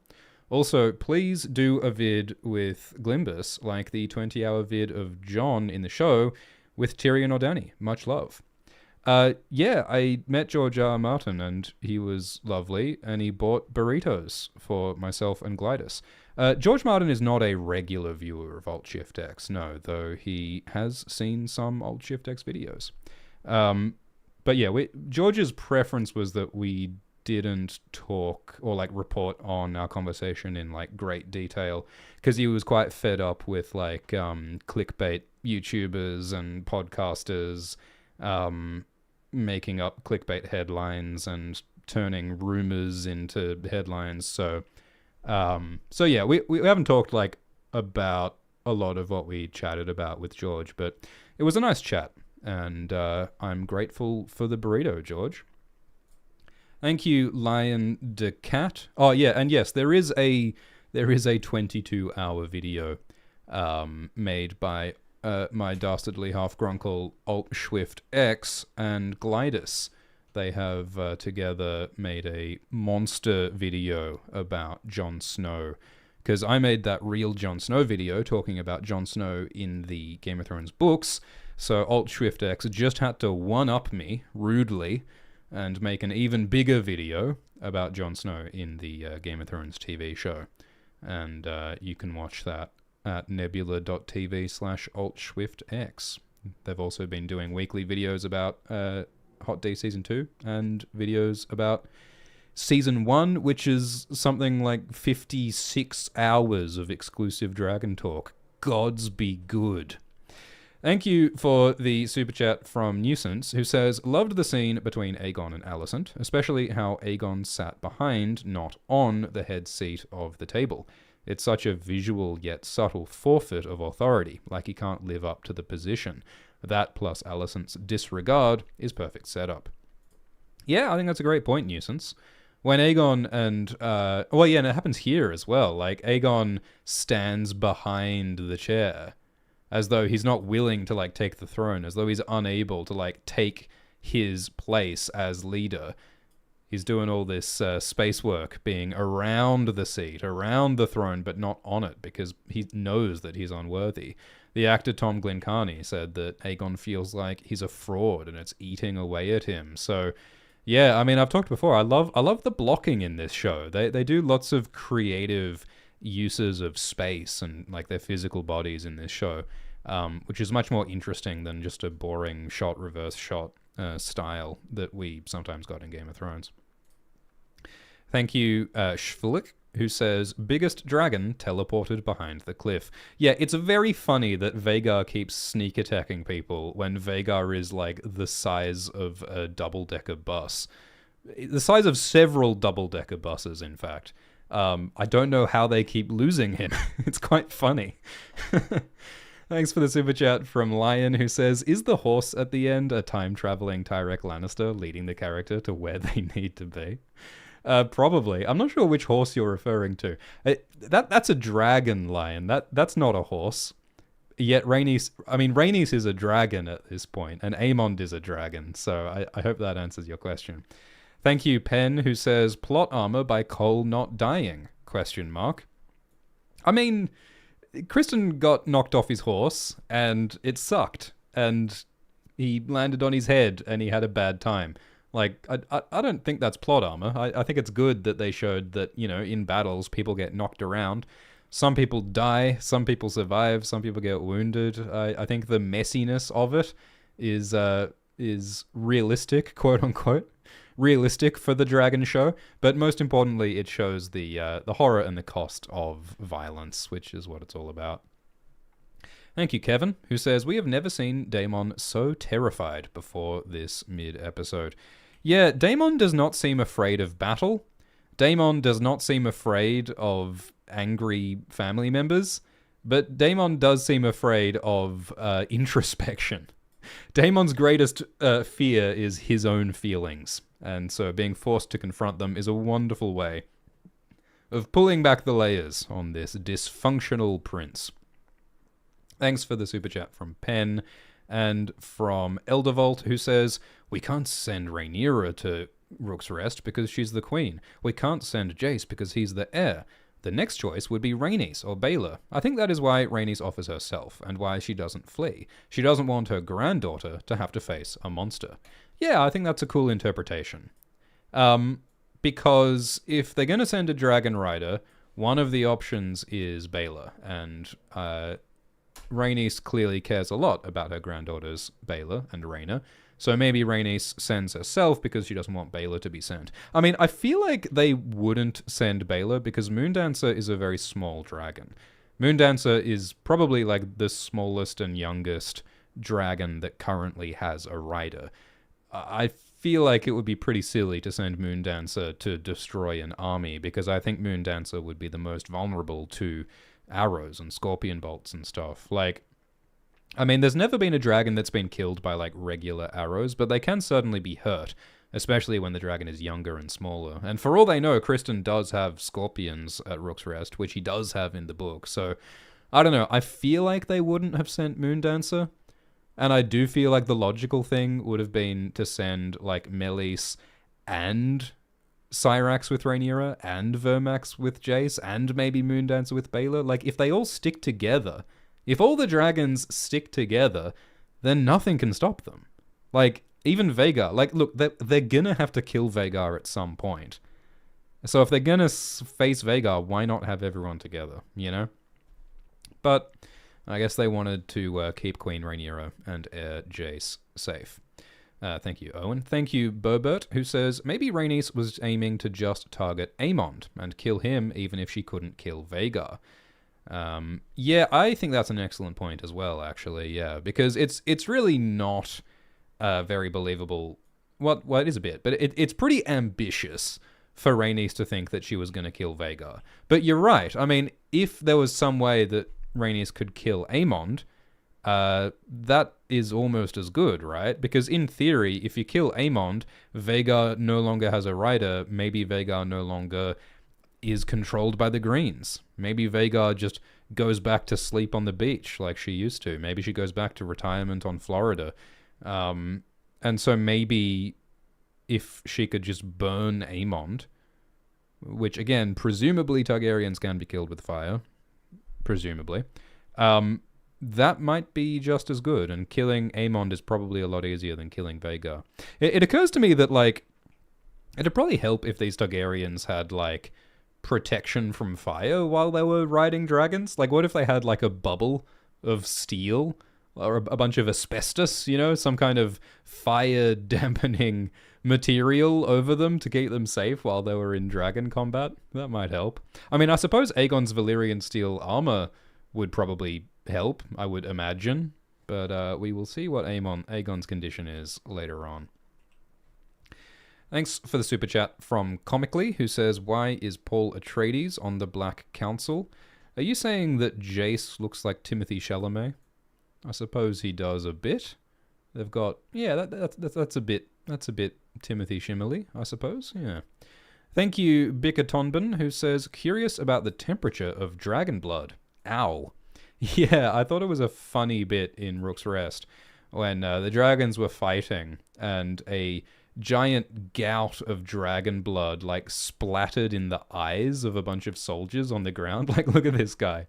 He is not enjoying this bucket full of dragon blood that he's getting right in his eye holes. That's not fun. That's gotta sting. That's gotta hurt. I think they have mentioned in the books, like, when dragons get wounded, the wounds smoke, implying that the blood is, like, hot. There's some, like, chemical reaction that is the fire in their blood. So, yeah, you probably don't want that in your eye holes, for sure. Straubs says, if George R. R. Martin never finishes the last two A Song of Ice and Fire books, can you write them? I'll consider it canon. I am not going to attempt to write The Winds of Winter, but I am flattered that you would suggest that. If you're looking for good fiction, you should go check out Horse Smoke by Martin Cordial on YouTube. That's some good writing on the Random Article YouTube channel. Thank you, Rainy, who says, loved this episode. The scene of Meleys and Vhagar spiraling through the air is what I've always pictured when I'm thinking of the Dance of the Dragons. Yeah, I agree. I mean, this is the first time that we've ever gotten to see a dragon fight between dragons on screen. I mean, we did see the zombie dragon Viserion fighting Drogon and Rhaegal in Game of Thrones Season 8, Episode 3. But that episode was so dark that you couldn't see what was going on. So I'm not sure if that counts. And yeah, it is quite true to how it's described in the books, I think. It's quite graceful when the dragons dance, but it's also horrifying and bloody, and this fellow gets blood in his eye holes. He's not having fun. Remember when Rhaenyra and Laenor did that dragon dance at their wedding? And Millie Alcock did that dance move that she called the stinky fart? That was foreshadowing, wasn't it? That was a dance of dragons. It was sort of a mating dance in that case, but more of a violent dance in this episode. But another meaning to the Dance of the Dragons. I mean, of course, the term Dance of Dragons is a reference to just the general, interactions and machinations and betrayals and loves and hates and hopes of the royal family, of the Targaryens, the House of the Dragon. Matthew says that I think Rhaenys could feel Daemon's guilt trip too. Well, yeah, I wonder if Daemon will feel at all guilty about Rhaenys. Aiden says, Daemon's bed is made of weirwood tree wood. Thoughts? Yeah, well, exposure to weirwoods can give people crazy dreams.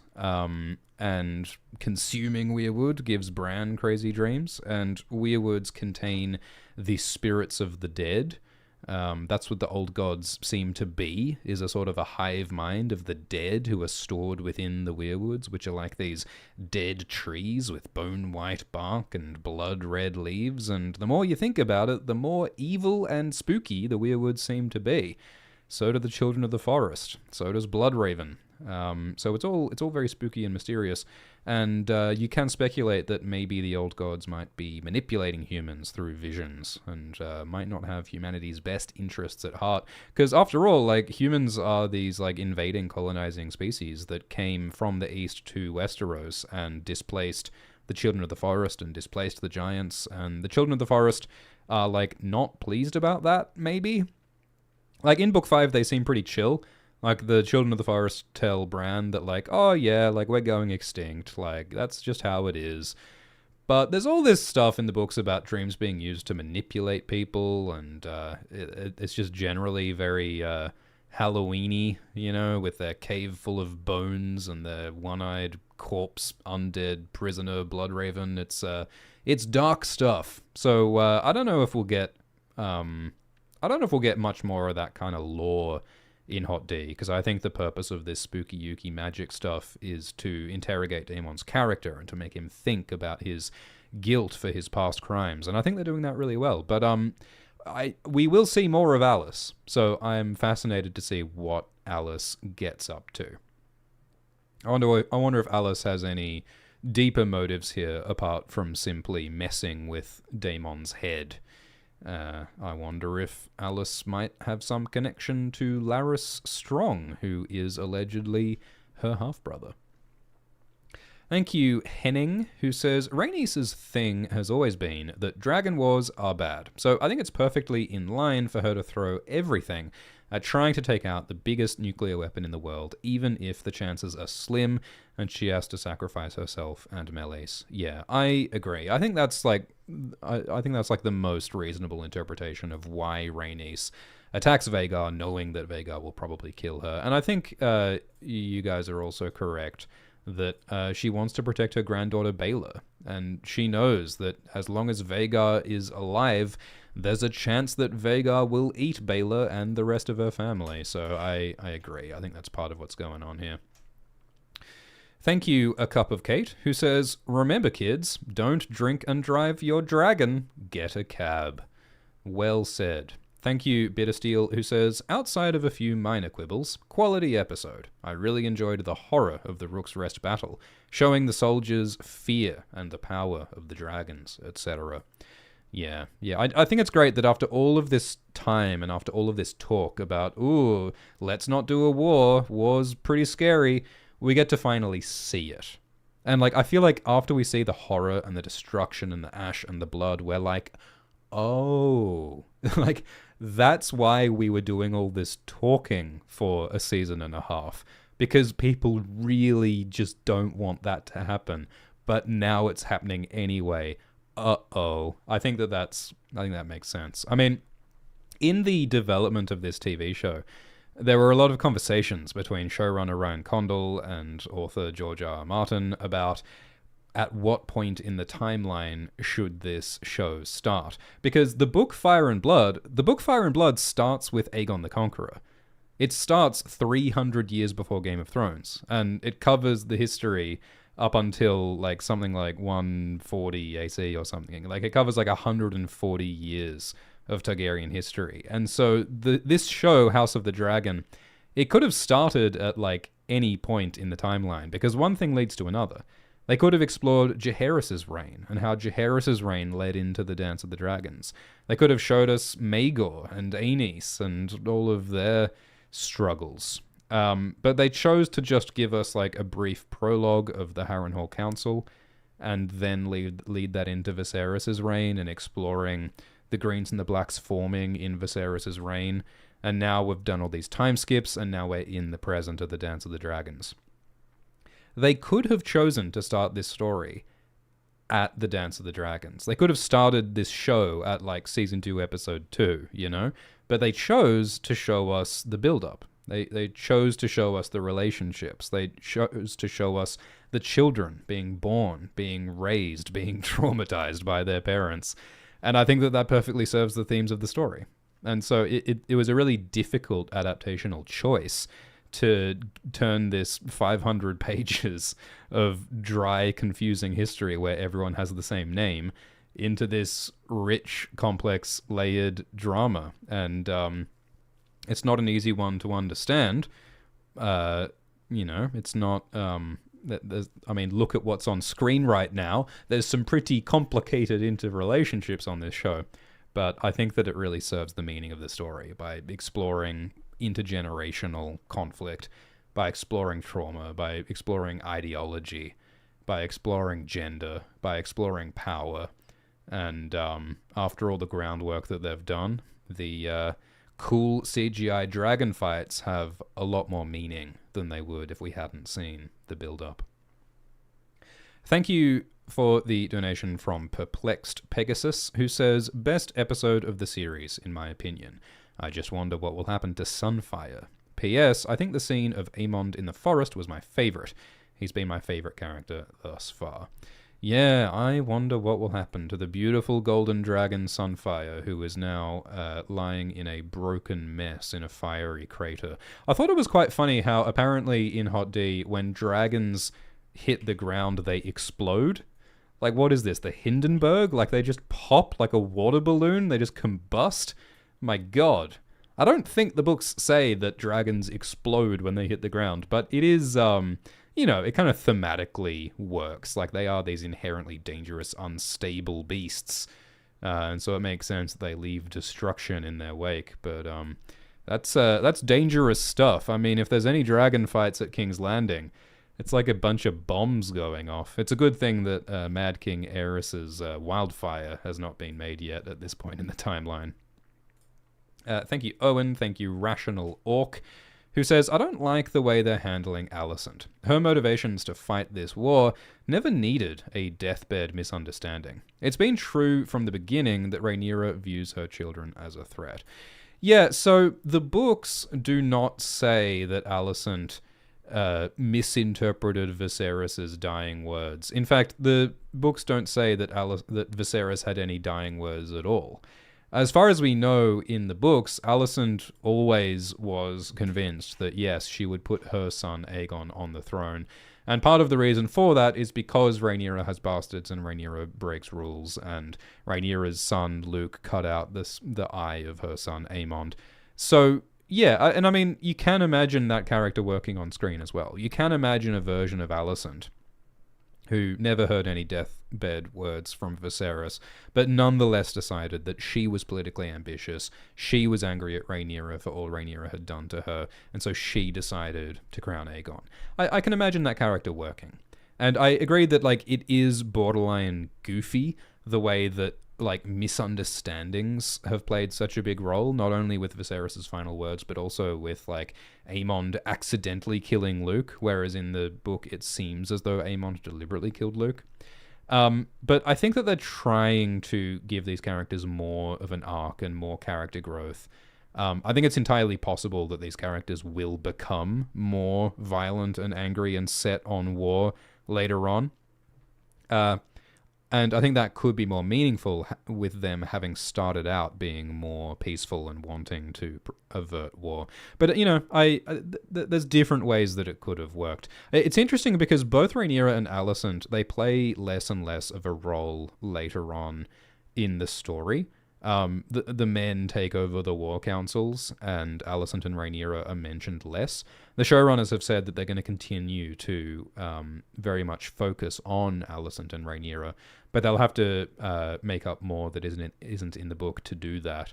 And of course, part of that is the story of history, because Fire and Blood is a history book that doesn't give much detail and which has inaccuracy baked into it. The showrunners have talked about the idea of like women being written out of history in real history as well. So I don't know. There's a lot of interesting directions that they can take it. Thanks for the super chat from Angelica, who says, Aemond finally getting some revenge by burning the hell out of Aegon was a beautiful sight to see. Beautiful is not the word I'd use. I mean, it is ugly and sad, like seeing the mess that is made of the magnificent dragon Sunfire and Aegon. Sunfire did nothing wrong. But I mean, Aegon is an absolute monster. Aegon not only, bullied Aemond, but Aegon raped Diana, and Aegon attends child fighting pits and leaves his bastard children there. I mean, no one is more deserving of being made into barbecue tenderloin than Aegon Targaryen. But it'll be really interesting to see what they do with him next in his current condition. Tanya says that Aegon tells Sunfire forward and faster in English. Maybe Sunfire doesn't understand English and is just really confused and just picks up Aegon's commands by vibe. Surrealism says, do you think Daemon... Are you talking about Daemon or Aemond? I guess you're talking about Daemon. Do you think Daemon never really loved Rhaenyra? The visions he sees are his deepest truths and regrets. The more of them he sees, the more he seems to seep into this, I do want to be king, as I always have been. Yeah, look, I think it's complicated. Like, I think that on some level, Daemon does love Rhaenyra. I think that originally he loved her, like, as an uncle should love a niece, which is not romantically or sexually. And I think that it became a marriage partly because of Daemon's political goals. But I mean, it's also complex. Does Daemon really want to be the king on the throne? Or does he just want to feel worthy of the throne? Worthy in the eyes of his brother Viserys and his niece Rhaenyra, Jesus Christ. I think those are very deliberately like ambiguous and complex questions. I think undoubtedly Daemon does have some love for Rhaenyra, but Daemon basically doesn't know how to love in a healthy way, and he's full of so much insecurity and violence that he turns his violence against even the people who he loves. And I think that Daemon kind of knows deep down that he would not be a good king, but he does have political ambitions. He told Viserys that he wants to, make the Targaryens great conquerors again. And I'm sure part of him wants to do that. I agree that these dreams do indicate, and Alice's words do indicate, that part of Daemon wants to take control of the throne from Rhaenyra and do what he wants. But he also has hesitation, and he also feels guilty for what he's done for Rhaenyra. And he also would feel guilty for going against Viserys' wishes. Daemon is deeply, deeply wounded that Viserys rejected him and chose Rhaenyra instead, but he also would feel guilty to go against Viserys' wish and to remove Rhaenyra. So I think it's really complicated. I think Daemon is a big emotional mess, and I think he needs to sort his shit out. And I think in Harrenhal he will attempt to do so, and whether he succeeds or not is going to be really, really fascinating. But what we do finally know is that Daemon looks great in these tight pants and big boots. My goodness. Thank you, Darth Swiftius, who said, I think Kristen is called the Kingmaker because his early conquests make him look like the one who started the war. Yeah, I like this idea that, maybe in Hot D, Kristen wasn't really the guy who started this war.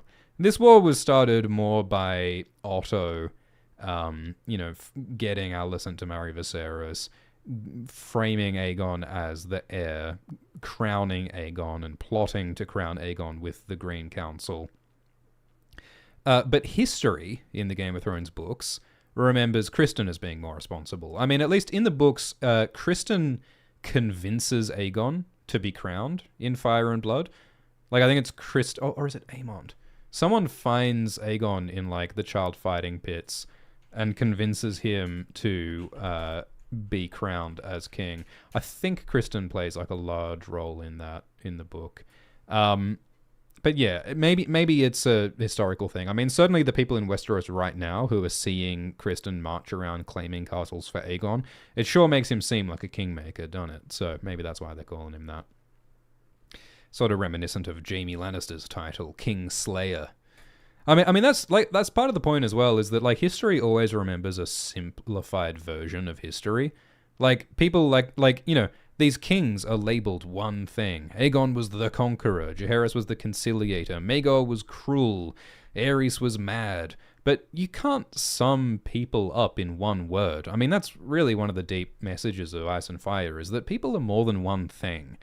And even the people who seem to be nothing but, like, irredeemable villains, they always have something deeper going on. Like, Aegon is an example of that. Aegon does terrible things, and he also has layers and feelings and motivations, some of which are sympathetic. So the whole idea of trying to sum people up and try to sum history up in one narrative, it's never that complicated, but people always want to use oversimplified narratives to justify their wars. People want to justify their violence with a simplistic story of, like, well, that side is all bad. Willem Blackwood this episode says, the Brackens are all nasty and evil. But we saw that's not true. I mean, Aeron Bracken, at the start of last episode, he was just this kid who was really unsure of himself, and he was trying to defend his land, and he'd been trained as a knight, and there's a whole story behind that person. And it's wrong to make the world seem black and white. Thank you, Clyde, who says, I can't tell if I liked this version of Rhaenys' death better than the book version. It definitely hit emotionally, but the Vhagar jump scare was cheap. Yeah, I mean, Vhagar using sneak attacks seems so unnecessary because he's the biggest dragon. He could just eat them. I mean, come on, he could just overpower them. It was pretty cool at one point in the fight where Vhagar, like, grabbed Melis and, like, dangled Melis around like a rag doll. Like, that... There were some moments where, yeah, like this moment, seeing Vhagar's, like, enormous bulk and strength overpowering Melis, that worked. That showed that. I agree that the repeated stealth attacks are a little silly. Thank you, Acedia, who says, loved the dragon bonding scenes before the fight with both Rhaenys and Aegon. I think the scene with Sunfire is one of the only times we've seen Aegon feeling loved. God, you're right. No one loves Aegon the way Sunfire loves Aegon.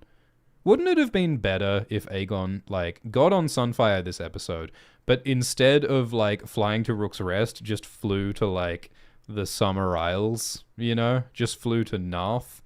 Well, then he'd be killed by the butterflies. Well, no, that would be good for everyone if Aegon got killed by the butterflies of Narth. Anyway, like, if Aegon just chilled with Sunfire and had a pina colada somewhere far away, everyone would be better off, my goodness. Ken says F's in the chat for Sunfire. Got absolutely rocked by Melis and Vhagar. Yeah, Sunfire did not deserve this. Liam says that was the coolest thing I've ever seen. And Ali says, how do you think Aemon's experience at Harrenhal is going to go? Whew, yeah, well, it's a good question. I mean, Daemon's got to decide if he's going to support Rhaenyra in her claim to the throne, or if he's going to use his army for himself, or if he's going to just drink weird potions with Alice Rivers for the rest of his life. He's got options. I'm not going to spoil what's going to happen, but I am intrigued to see if this continues. It'd be really cool if, like, the magical stuff escalates and he has some kind of like mystical confrontation with the weirwood tree and has some argument with himself. And I guess they're kind of already doing that, but curious to see. Thank you, Juju, who says that Cole actually shows some feelings and some morals this episode, making him somewhat likable. Did he? Did he? I mean, I don't know. He's doing a war. He talked about morals. Like, he said that, we are blessed with divine purpose from the faith of the seven. But, I mean, does he really believe in those virtues when he is a murderer and an adulterer himself? I don't know. Thank you, Abdirazak, who says, wasn't Vagar supposed to be slow? No speed difference. Well, George Martin's never published an exact dragon speed chart, as far as I'm aware. I know Melis used to be super fast. Moondancer is meant to be super fast. It seems as though younger dragons tend to be faster than older dragons, so I guess that big old Vagar would be one of the more slow dragons, so I would guess that Rhaenys should be able to escape from Vagar on Melis, but yeah, it's not entirely clear. Tying says, so Aemond was definitely trying to get Aegon killed so he could be king, right? Between hesitating to charge and opening fire right away and walking towards his body, sword out, before Crimbo rocked up. Yes, I think that Aemond was trying to get Aegon killed so that he could be king. Yes, I do think that's what he's trying to do. Thank you, Traylon. Thank you, The Beats. And thank you, Alien, who says, I think the war because of the young princes. Thank you, Brendan, who says, no Maester means Alice likely manages the ravens at Harrenhal and could communicate with Larys. This may be how the Greens heard Daemon was there. That's a great point. If there's no Maester, who is running the Ravenry at Harrenhal? Harrenhal is not the most organized operation. There's random goats walking around the hallways. I'm not sure there's a good system of organization here. So yeah, I mean, maybe Alice is in charge of the ravens. She says that she is a maester of sorts. So she seems to be maybe like the healer here, the medicine person. And she's also like tasting her own supply. So God knows what the hell kind of potions she's making. But if Alice controls information, that would be interesting, and that would make her even more like her half-brother, Larys Strong. Yeah, that's an interesting point. I mean, she does seem to have a lot of insight into how Daemon is feeling, which is mysterious. Can she, like, read his mind, see his dreams with the power of the old gods? I don't know, but she knows things. Dirty Dan says, I want to know if you like the show, and if you feel like Game of Thrones is back. I think that House of the Dragon is a better show than Game of Thrones. Like most of Game of Thrones, at least. I think that the first 3 seasons of Game of Thrones were fantastic. I think the last 4 seasons of Game of Thrones were not very good. And I think that House of the Dragon is really good. Thank you to Curry, who says, fan theory. It's all happening in Helena's dream, like Twilight finale. Yeah. Someone should do one of those spinning tops like in Inception. Thank you, Nihil, who says, everyone's saying that Aegon is an idiot not fit for the crown, but there is literally no one that even tried to help him be a better man and a better king. And when he asks for help, they don't show him any compassion, any love. They don't help him. I agree. I mean, we saw that for like Aegon's whole childhood, his father Viserys just yelled at him. And his grandfather, Otto Hightower, kicked him, and his mother, Alicent, hit him. No one liked Aegon. I mean, kind of for good reason, but like, what opportunity did he have to become a better person when that was how he was treated? I mean, Alicent says, like, hey, Aegon, what you should do is sit at council and shut up and listen and learn from the people around you. Like, that is an option. Aegon could do that. Shut up and listen. But I agree, like, his parents should have given him more opportunities to learn and listen, because he hasn't had all that many. Summonik says, did you feel any sads seeing the dragons fight? I thought that Rhaenys' death was pretty devastating. Seeing the light go out of her eyes after Melis died was some very sad stuff. Thank you, Jack, who says, do you think we'll get to see Viserys in one of Daemon's dreams? I think, since we saw Millie, it is probably certain. Yeah, well, Daemon has seen a lot of significant people from his past. Rhaenyra, and now Laena, and even himself in an eye patch. I don't know what Paddy Considine's schedule is like, but, I mean, Daemon is kind of who it's all about for Daemon. So, yeah, I agree. It would make sense for him to see Viserys. And maybe by confronting Viserys, you know, who kind of is his core insecurity, he can achieve some kind of clarity about who the hell he is and who he wants. Thank you, Stymie, who says, it takes a monster to kill a monster. Thank you, Peter, who says, contrived deaths need to stay in Game of Thrones. I don't know if you've read real history, but there are some contrived deaths in real life. But there are degrees of contrivance, I suppose. There are some pretty ridiculous contrived deaths in Game of Thrones. I mean, for me, it was the contrived not deaths that got me. The number of times that Jon Snow almost died against insurmountable odds and then was miraculously fine the next episode was pretty silly. When he like fell into that lake in season 7 episode 6 and that was surrounded by zombies, I mean, goddamn. Yeah, I guess it's always a balance between realism and fantasy, isn't it? Like, we want it to be dramatic and we want it to feel grounded enough that it feels like there's stakes, but we also want crazy cool shit to happen. So I guess that's the balance. SF says, Dragon Breakdown, in order from strongest to weakest. I think that Glidus did a pretty thorough dragon math video. If you search on YouTube for Glidus dragon math, I think he's done a calculation of which dragons are the biggest and strongest. But I can give a rough approximation. I mean, off the top of my head, Vhagar is the biggest and oldest, biggest and strongest, biggest and baddest. So Vhagar's who you got to watch out for. The second strongest dragon, I think, would be Vermithor and Silverwing. They were the dragons of Jaehaerys and Alysanne. So they're probably like the second most powerful dragons, but they don't currently have riders, so they might not be usable currently. And then it's probably like Caraxes, then Meleys are probably the next most powerful dragons. And then probably Syrax. I mean, if you look at the unclaimed dragons, like the Cannibal, I mean, some say that the Cannibal was on Westeros before Aegon the Conqueror arrived, which is like probably not true. But if it's true, that means that the Cannibal is the oldest and biggest dragon of all. But, you know, he's called the Cannibal for a reason, so you might want to keep your distance.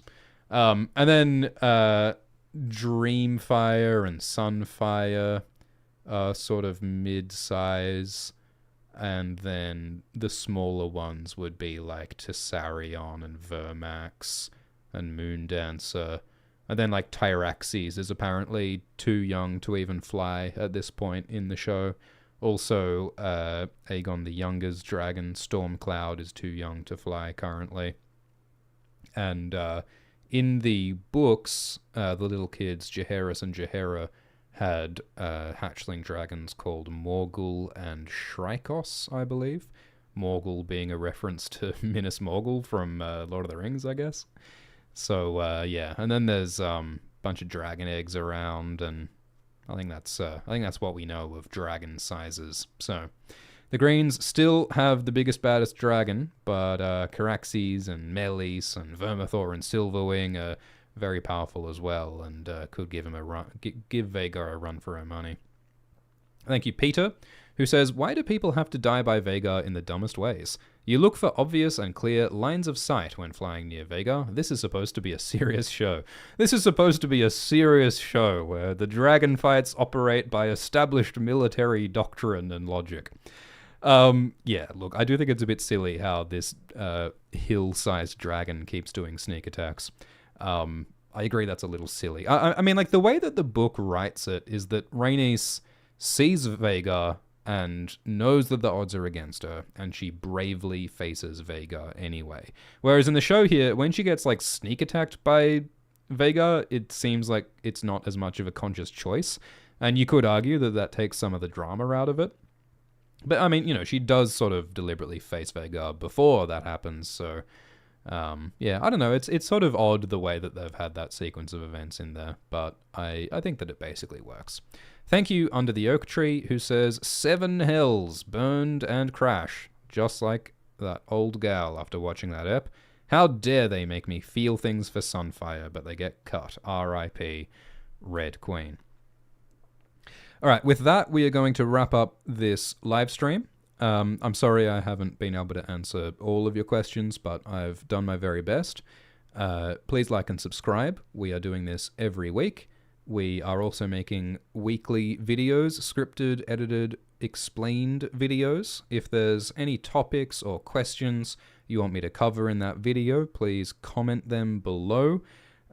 We have podcast feeds where you can listen to these live streams on the Alt-Shift-X podcast feed. You can even listen to our scripted videos on the Alt-Shift-X ZZZ audio podcast. There are 2 podcast feeds. It is confusing. They are linked below. If you want to listen to 56 hours of my nemesis, Alt-Shift-X, talking about House of the Dragon and Jon Snow with Glidus, you can do that at nebula.tv/Alt-Shift-X. That's a paid subscription for Nebula, but it's a good way to support both Alt-Shift-X and my evil Bracken nemesis, Alt-Shift-X. Links below. And otherwise, yeah, thanks so much for joining in. This was fun.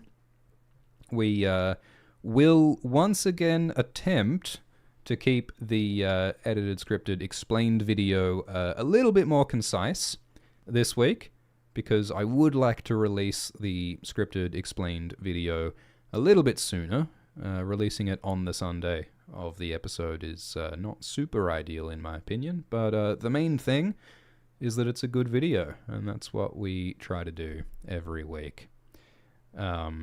Mystery Girl in the chat says, did Gawain Hightower die? No, Gawain Hightower did not die.